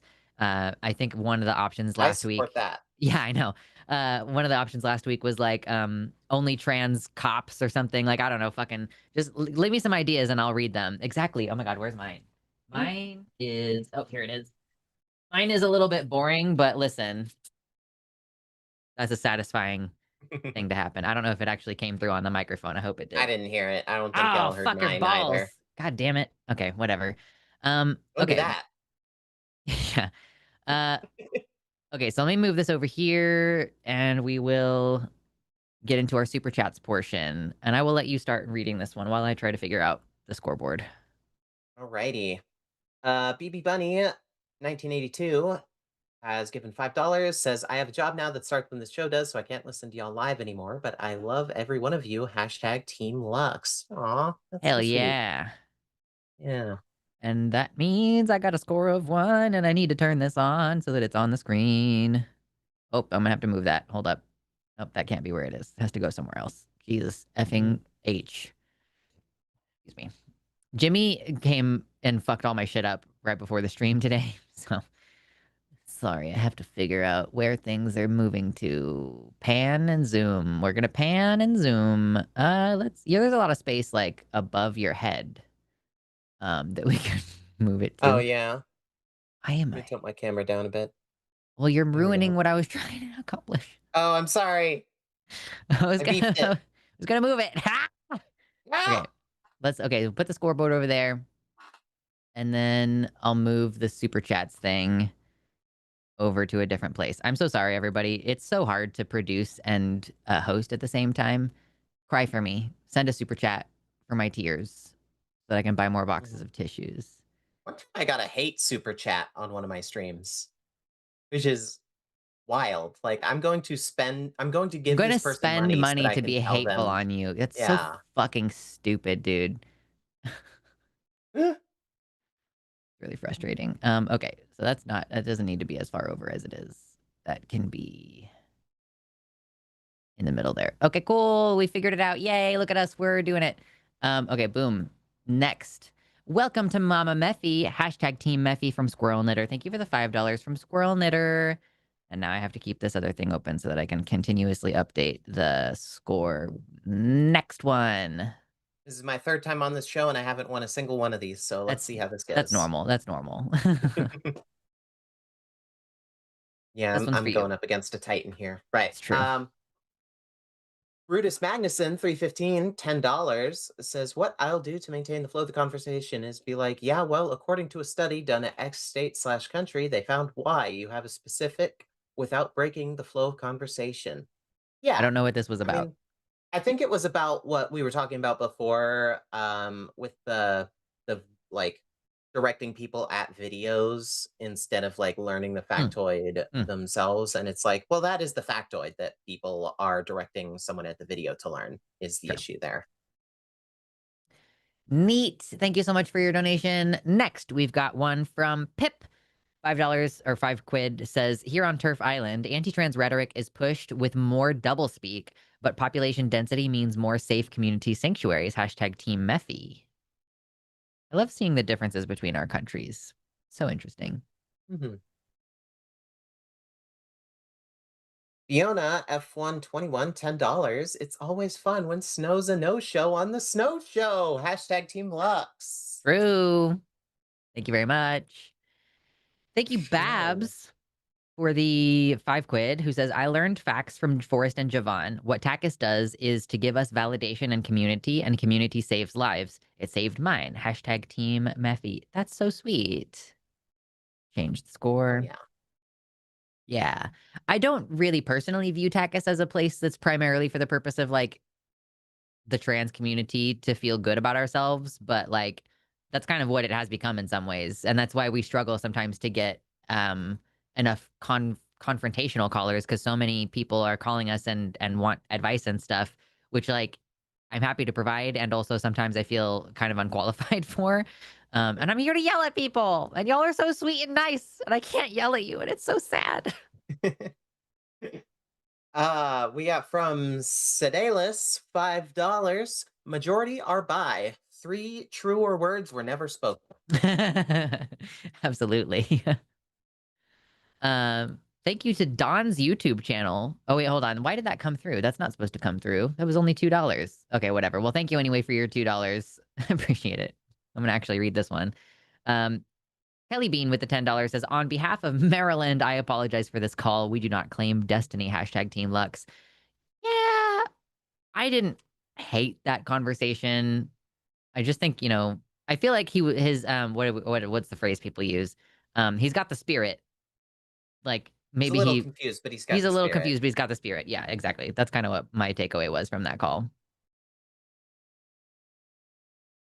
From Millennial, we've got $5. Men expect the world to be handed to them for such little effort. True. There is I mean, that's that old thing where, equality feels like oppression when you've been privileged for so long. Yeah, it feels like taking something away when in truth nothing is being taken away. And, like, I do think that there is still some deconstruction to be done for Destiny about the entitlement, right? Like, why do you feel like entitled to go up to a woman who's trying to get her pump on in the gym and try to chat her up for a date? Like, that you feel entitled to her time is a problem, and they don't see it as a problem because of their entitlement. They're like, well, but I deserve to be able to do this. It's within my purview to do this. And like, then they bolster that with the whole like, oh, it's my biology, I can't help it kind of thing. So yeah, we're still trying to help people through all kinds of different deconstructions, and this is a big one. Challenge for straight men: for every time you want to go and hit on a woman at the gym, instead go to a random man at the gym and like just be friends with him instead. Yeah, that was something that I didn't bring up, but I was thinking on it, like, while y'all were having a back and forth, was that, how would Destiny feel if one of his friends, one of his boys, one of his guy friends was consistently trying to chat him up? Or if just maybe even not one of his friends, but like if he was regularly being approached by gay men in public who are like, hey, but hey boy, what's up with that? You got that ass or whatever. Like, I don't like, obviously you would not like it. Even if it was the nicest gay man in the world, at a certain point you'd be like, leave me the fuck alone. I am trying to walk my dog, or I am trying to eat, or I am trying to uh, just get my work on at the gym. Like, I Yeah. I think that they don't really Like consider what it's like for that to be constant. so much homophobia is fueled by straight men being afraid of being treated by gay men the way that they treat women. Of course. Yeah, being treated like a desirable object is not fun for anybody involved typically, but whatever. Even though it's always like the ugliest men who are not being approached. Yeah, honestly. Like, girl, I got nothing to worry about. You're gonna be okay. Right? Thank you for another $5 from Sedalis, who says the majority suppress their quote bi-ness. I'm so curious actually about this from a population level, because we have this conversation as well about transness and how probably there's a lot more, like what's the deal with the crossover between autism and gender dysphoria diagnoses? I think it's because autistic people don't fucking care about the rules, and if they have gender dysphoria, they're going to pursue it. But I think that cis people who are not autistic, or like people who think that they're cis who are not autistic, probably do experience gender dysphoria at like a similar rate. They just don't act on it as much. And this is just like I'm spitballing here. This is not like based in anything aside from speculation. That like I do think that folks are just like, yeah, well, yeah, but like, being a man is supposed to feel bad and be hard. Or like being a woman is supposed to feel bad and be hard. And we see this with compulsory heterosexuality as well, where women who identify as straight who are actually lesbians, but who are like, yeah, well, men, like, sex with men isn't supposed to be pleasurable. Um, and so they just completely miss out on this thing about themselves. So I do wonder if maybe with bisexuality it's a similar thing where, you know, neurodivergent folks maybe, for example, are like more likely to express and explore their bisexuality, whereas neurotypical cis people are like, no, I am existing within these confines and I can't do that even if I want to. I don't know. Yeah. I've never asked you what your thoughts are on that.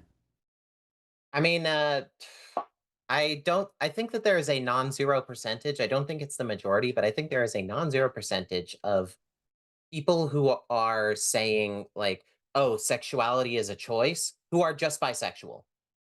Yeah, Who they're choosing are to be straight. Yeah. That's so funny, Well, actually.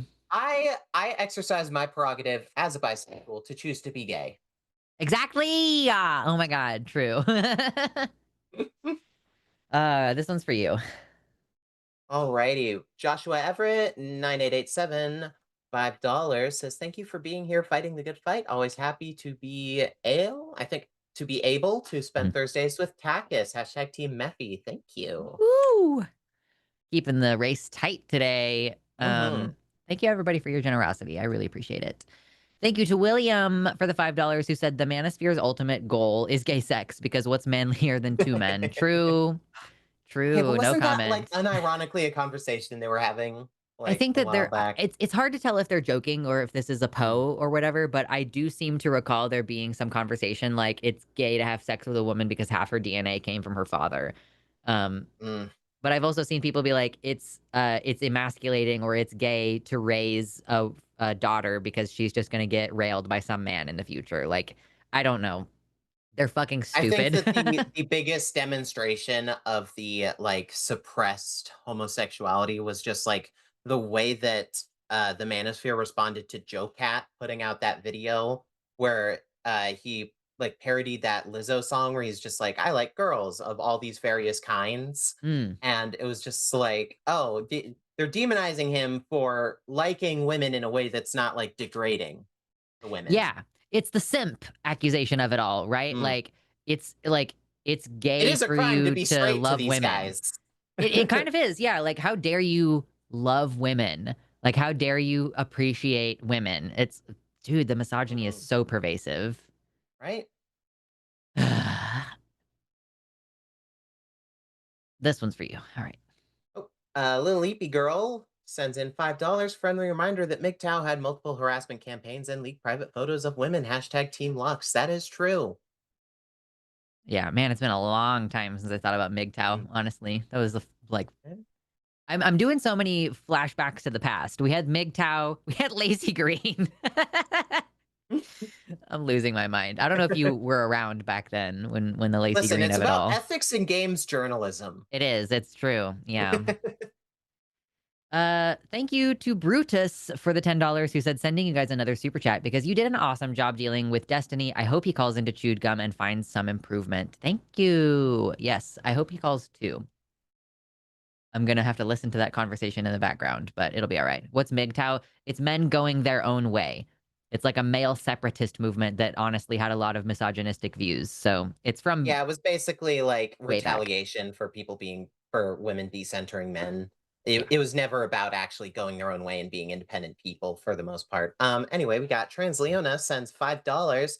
I forget to say I forgot to say when I called in, I'm going to be part of the Portland Pride Parade. I'll be at a stall XD hashtag Team Lux. That's so Hey, awesome! exciting. I love I'm that. trying to I've decide whether fabled I'm at going to Pride Portland parades Pride. before. Oh, you I have? wear sunscreen. Wear sunscreen, Oh, even if big it's time. cloudy out. Wear Of course. sunscreen. Yeah. Like, I I actually still am. have tan lines from No Kings. I don't know if you Oh, can see yeah. that, but it is bad. I also bring a parasol when I'm gonna be out in public for a long time. Mm. So, because I overheat very easily, so it's a whole fucking thing that I have to try to manage my body, and it's really annoying. And I have yet to get a diagnosis for whatever is wrong with me. Yay! I completely spaced on talking about it on my stream last night. But did I already add that point? I think I did. So, but yeah, I haven't decided which Pride events I'm going to this summer, but I want to go to more than I went to last year. So, uh, look forward to not being able to recognize me in public because I wear a mask everywhere I go.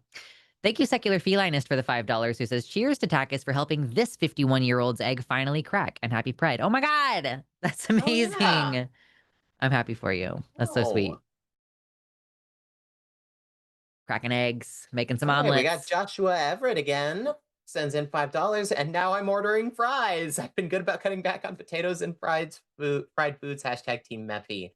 You're welcome for ruining your diet. You got to indulge every once in a while, okay? Of course. It's just, you guys just got Uh, to.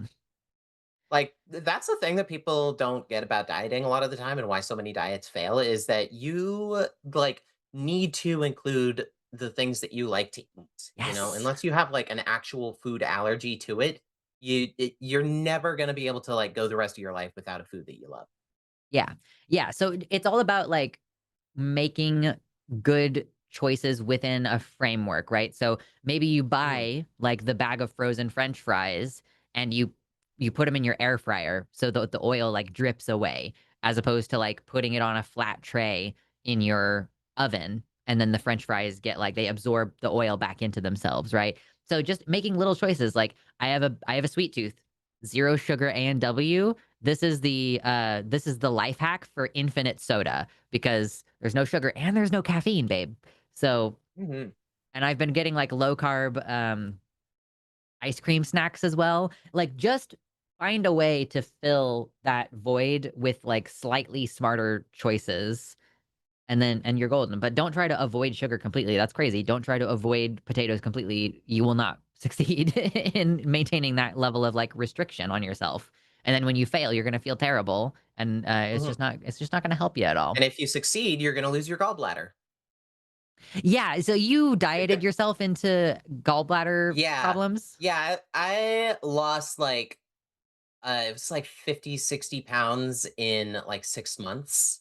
Oh boy. And I was like, "Oh gosh, what's all this side pain?" I thought it was appendicitis when I went Mm. in, and they were like, "No, we did a little ultrasound here, and you are just full of gravel."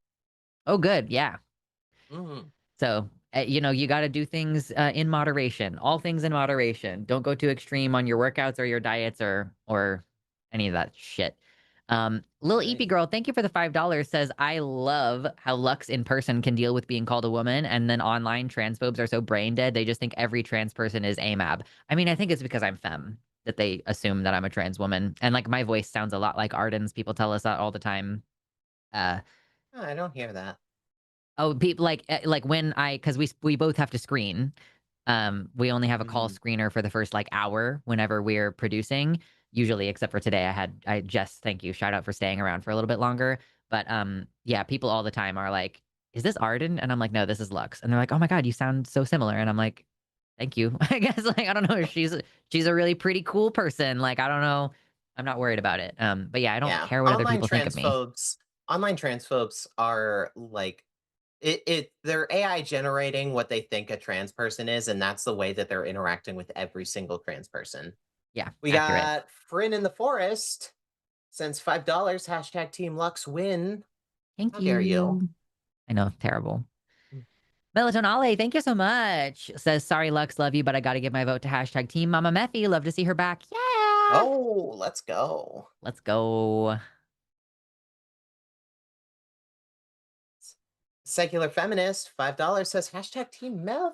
Oh, thank you. Keeping the votes tight today, y'all. Creating Mm-hmm. some anticipation. I haven't been paying attention to the chat, so I don't know if any of you have put any fun, silly positions for us to defend. But put them in the chat again because I wasn't watching, I wasn't reading. Tears for Lux, hashtag Team Lux. I still prefer my partners have genitals. Yeah, I mean, that's the thing too about like why I identify as, or for a minute I was like, I'm omnisexual because I'm like, it's not regardless of gender. It's any gender, but because of the gender. Like, listen, like, I guess I wouldn't refuse to date someone who had a null, but I've never encountered that before. So I don't know how that would change the Yeah, me dynamic. neither. I don't know. Isn't it great to be monogamous? You don't have to think about this shit at all. I'm sorry, monogamy in this economy? I know. Listen. Kevin Sweet on BS sends in $9.99. Isolations from understanding the experiences and values of others leads to harm. The more we can understand the impact of our actions, the better we may be. Please be honest and kind with yourself and others. True, true, true. Very good stuff. Mm-hmm. Oh, I guess I don't know if this is true. Somebody in chat said that calling it now is canceled, which is a bummer. Cancel 'Cause culture has gone too far. I know it's gone too far. Jimmy was like, "I'll cover for you because you feel like shit today," and I was like, "God bless, thank you." And I guess he also feels like shit or is busy and can't do it. I don't know. Anyway, thank you for YouTuber Grudge $5. Love you, Lux, but hashtag Team Mama, hashtag Team Mephi. That's a Tattletale reference. I don't get it, but thank you for the donation. Hey, Cliff V2H sends in, what is that, Australian dollars? I think 713 Australian Yep. dollars. I have so much trouble picking between you two as per the results of a coin flip, hashtag Team Lux. I look forward to Mephi defending the nonsense. But what nonsense? That is the question. True. Someone just said Congress must consume all food in soup form. That's an interesting one. White House painted rainbow colors for Pride. Y'all need to be more extreme with your recommendations. They're Yeah. supposed to be kind of silly, but it's all good. Thank you so much to Bramley for the $5 dono. Says, ugh, YouTube keeps denying my benign super chats. Anyway, I enjoy watching the both of you. Hashtag Team Rock, Paper, Scissors. Okay, let's do it. Are you ready? Rock, paper, scissors. All right. Rock, paper, scissors, shoot. I beat you. Damn. I did it. I almost always pick scissors first, and that almost always results in I'm like, oh, we're scissoring now because everybody picks scissors first on this show. It's a funny little Luxander joke. totally rigged the rock, paper, scissors. Totally rigged it. It was a rigged game. Yes, I confirm. Confirm rigged election. Falcone I would say QX. falconic. Falconic. I don't know though. Sends in 20 Canadian dollars. Subjectification, actively viewing someone as a subject, a person with their own agency, mind, history, and emotions. Could be difficult if you only see people through the lens of your own desires. Hashtag Team Meth. Exactly. That's what we were trying to say to Destiny. I'm sure that this call was about the chaser thing, but like, yeah, that's exactly what we were trying to say. Like, you need to be able to see women as people who can add value to your life outside of the context of a romantic relationship. Absolutely. and that was a Team Meph. I think I did just add that. So I'm sorry if I missed anything, guys. You keep me honest in the chat. Space Barbarian with the $10, thank you, says, was Destiny's complaint that his fifis were hurt by being rejected when hitting on women at the gym? That manosphere certainly didn't help with the fragility. Hashtag Team Lux. Yeah, I mean, I think that it was multifaceted, like the issue of growing up with a single mom who is just hateful toward men. Like one of our friends, my partner's friends, had that experience of like having to construct his own identity in the absence of a like father figure, and with a mom who kind of just treated him like shit on gender based lines. So yeah, I think that's kind of hard to address that if we continue to harp on men about how they're the problem, they're the problem, they're the problem. You need to validate some of those like interpersonal problems while creating a separation between those interpersonal problems and the structural problems, in my opinion. Homer 46 LXX sends in $5. When I was right wing as a younger teen, I used to think you could choose to be straight and cis. Turns out I'm just bi and gender fluid. Hashtag Team Lux. Hell yeah. That's very cool. Based. Thank you, Joshua Everett, for the $5. Position: all bi people are secretly ninjas. Hashtag Team Mephi. I mean, you paid for it. I think that has to be the one. So we will do all bi people are secretly ninjas as our funny little position to defend at the end. Thank you for that. And then, okay, yeah. So there's been a shit ton of tech issues, which is why they're canceling calling it now. Just so everybody knows, Luthian just messaged me, so that's what's going on. Yeah, go ahead. 725 Kelly Bean sends in $5. I may be dumb, but what does crack the egg mean? The egg is the trans person who doesn't know that they are trans yet, and when it is cracked is that they are realizing that. Yep, pretty straightforward. And I find that egg, yeah, go ahead. like, egg is supposed to be, like, I thought that egg was, like, a really, like, commonly known thing, and then it turns out, like, you go and you talk to cis people, they don't know what egg means. They have no clue. They don't know any of the things. And also, like, I said gridlock earlier. It's because it's like, so people use the phrase girl dick for like trans women who are pre-op because of the ways in which hormone therapy changes your genital configuration a little bit. And it's just really easy when you then see the word gridlock in a normal context that your brain kind of has a dyslexia moment if you're used to seeing girl dick more often. So that's why I'm like, gridlock references this topic, which, like, again, I'm trying to do it in a silly way as well because it's a sensitive topic for a lot of trans women. So yep, just trying to be clear on what the shit means. Trans Decade Zombie, so with the $5, thank you so much, says, what are your thoughts on LGBTQ MAGA? I'm not just curious on the topic. I personally can't wrap my head around it. I don't think I've ever met. I mean, I think it's got to be like gay people mostly, rather than like trans people. It's mostly cis white gay men. Yeah. Right? Because they are the log cabin Republicans. Yeah, they are close enough to the structures of power that they feel like they can get in there, and like if they cut off everything else, they will personally be safe.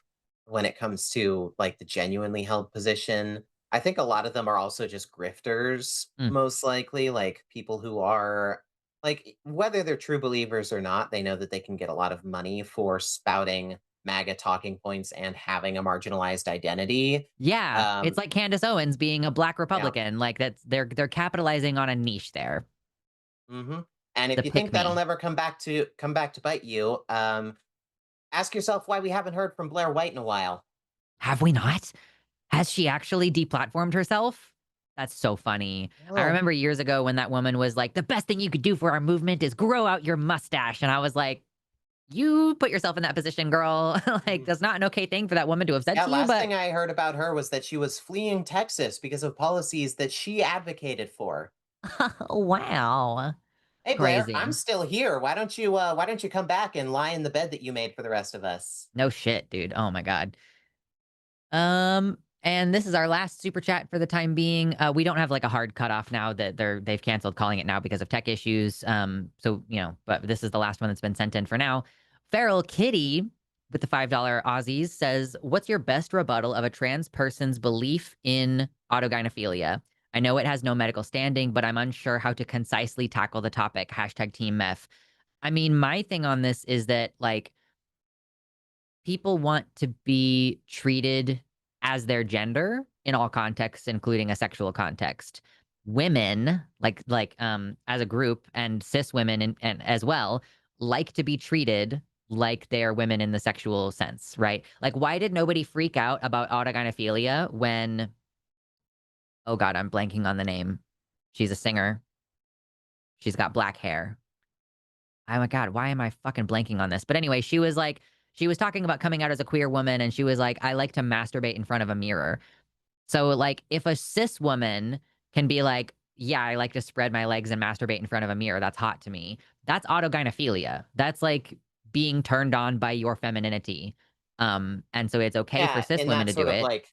in that sort of like intellectual sense, that's like the autogynephilia as like as close you could get to like honestly assessing that term. But then when Mhm. you also think about like the way that it was actually like defined by Blanchard, Yeah, it is just like a normal woman's sexuality is it what is. he's describing. Because when you what there was a study by, I think it was Charles Moser. I might be thinking of the author of a different one, but they did this study where they put these same criteria to cis women, and they found that 94% of them qualified as autogynephiles under Yeah, Blanchard's criteria, yeah. which just yeah, I mean, all he's done is accidentally prove that your average trans woman has the sexuality of your average cis woman.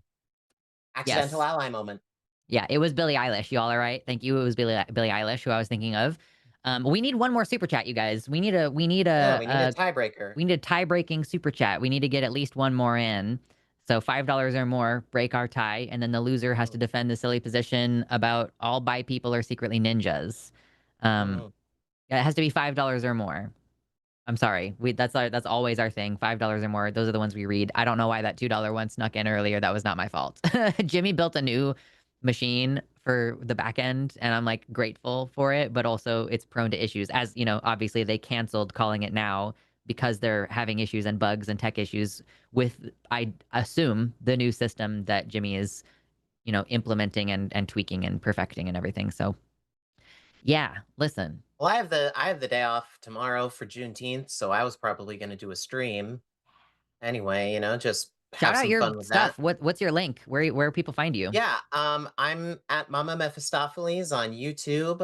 Same username on TikTok and Instagram, but I'm really trying to grow the YouTube channel right now because Larry Ellison's TikTok is frankly a disaster, and I don't want to be stuck on just one platform. I would like to have a diversified presence that I can keep putting out these calls to action Mhm. and getting people into the Capitol, as well as just clowning on the stupid transphobes. It's very gratifying. I have fun doing it. People enjoy the content, and we end up having these like productive conversations on the side and swaying people as well. Like there's no downsides to it. Yeah. Yeah, so Mephi does like a TikTok related call-in show as your Mm. primary thing. So it's the same type of vibes that we have here where we're having these kind of really tough conversations with folks. So yeah, check that out. And we did just get some more Mhm. super chats in. You guys know hashtag no vote. I'm sorry, that person who put my name in it, you have to put a hashtag or it doesn't count. And I'm getting fucking creamed today. So the one that just came in from Melatonin Ale, $5. Thank you. Says Team Mephi for the win. I think I already added that to your total because yeah, that was the tiebreaker vote. Um, Cardinal Chimp with the $5. Thank you. You said Lux, Lux, Lux. That doesn't count as a vote, but I appreciate you. Oof. Hard to pick, but hashtag Team Meph. Okay, we got a hashtag Team Mephi. Okay, there's no Oh. chance anymore. And then Homo Nessian buy rates versus buy ninjas. Buy rates versus binge be Oh, like what? pirates. Pirates Pirates. versus binges. So you got two different pronunciations there. And that's why it didn't work for me. Hmm. What time tomorrow are you on? Oh Someone shoot. asked in the chat. It's That just would be whenever. a smart thing to figure out. Yeah, I'll probably be going on early afternoon. Listen, everybody make I sure you should turn commit on to your a time. notifications because then you can That's a get a good point. ping. Get a little ping on your phone. Yeah, I'm gonna runoff commit election to a goes to Mama time. Mephi. We're gonna We're going to commit to 3 p.m. Hell yeah. 3 Okay, p.m. why, Central Time. Jimmy, would you do this in such a fucking stupid way? And I recently switched over from using a Google Voice number to call in to using a Video Ninja link. So, Lux, if you want to hop on and take calls with me, you are more than welcome. Wow. Friday is literally the only day off that I have, so that's 0% chance not gonna happen. But thank you. You're welcome. Yeah. What, you don't want to do your regular job just for fun on the side? I know, right? For a freebie. Okay, I gotta make this go away. I don't need that anymore. Right? And then this is stupid, so I gotta fucking change it. Okay, let's go switch to this one now. Yay! All right. So now we're gonna load up the stuff, the silly position that we have to defend, that I have to, me defend. Bisexuals, what did we say? Bisexuals something? All bi people are ninjas. All bi people are ninjas. Oh, this is gonna be fun. I'm gonna be able to hit this, like, really easily. Okay, loser. Nope, that's the winner. And I'm the loser. Okay. Charging up the clock. Everybody ready? All bi people are ninjas. 3, 2, 1, go. Okay, this is a really easy one because ninjas, the most famous thing about ninjas, like the biggest, most famousest thing about ninjas is that they move through the shadows. They wear all black. They're hiding. They're jumping out. You can't predict where they're going to end up, you know? They're throwing flash bombs and stuff. And so here's the thing. Bisexuals are invisible. You can't see them. They don't exist on some level. And so it's a perfect meshing of skills and like a societal role where bisexuals are undetectable. They're completely undetectable. They make perfect ninjas because they're completely undetectable. Many bisexuals also are probably falling into the goth aesthetic. So they're already wearing all black, where they don't even need to change anything really, except like covering up their faces more. But again, I mean, they're invisible, so maybe they don't even need to cover their faces, right? This is the thing. Yeah. John Cena, also bi. You can't see him, because this does work both ways, okay? It's a completely, fully overlapping Venn diagram. It's not like some bisexuals are ninjas and some ninjas are bisexuals. It's all of them. All of them. So if you're a ninja, you're bisexual. And so John Cena, you know, he's putting on the moves. He's getting in there. He's invisible. He's secret. He's sneaking up on you. So yeah, of course John Cena is bisexual. Okay? Duh. Why did I need to tell you that? Yeah, so moreover, I think it's important to recognize that ninjas hold an esteemed place in their societies, and they do important work, much like all of the working class bisexuals who are, you know, constantly out there on the front lines, and we all love and adore them so much. So, in conclusion, all bisexual people are ninjas. Well, thanks everybody. That's our show. We are now going to do the credits. Yeah, thank you, Mama Mephi, for coming and hanging out. Thanks you so much to everybody. I love doing this. This was always fun. A good time. Yes, this was a good time. So we're gonna roll the credits now. Oh my god, I no longer have a fucking. I don't have any keyboard shortcuts anymore. Jimmy, you broke all my stuff. Thank you so much, everybody. Go to patreon.com/calling. Whoa, that's so loud. Go to patreon.com/call the line and join us there. And thank you for liking, and thank you for donating, and thank you to Jess for screening for us today, and thank you to me for producing for us today. And with that, I'll see you next week. Okay, bye. Get out of here. Bye. Scram. Bye.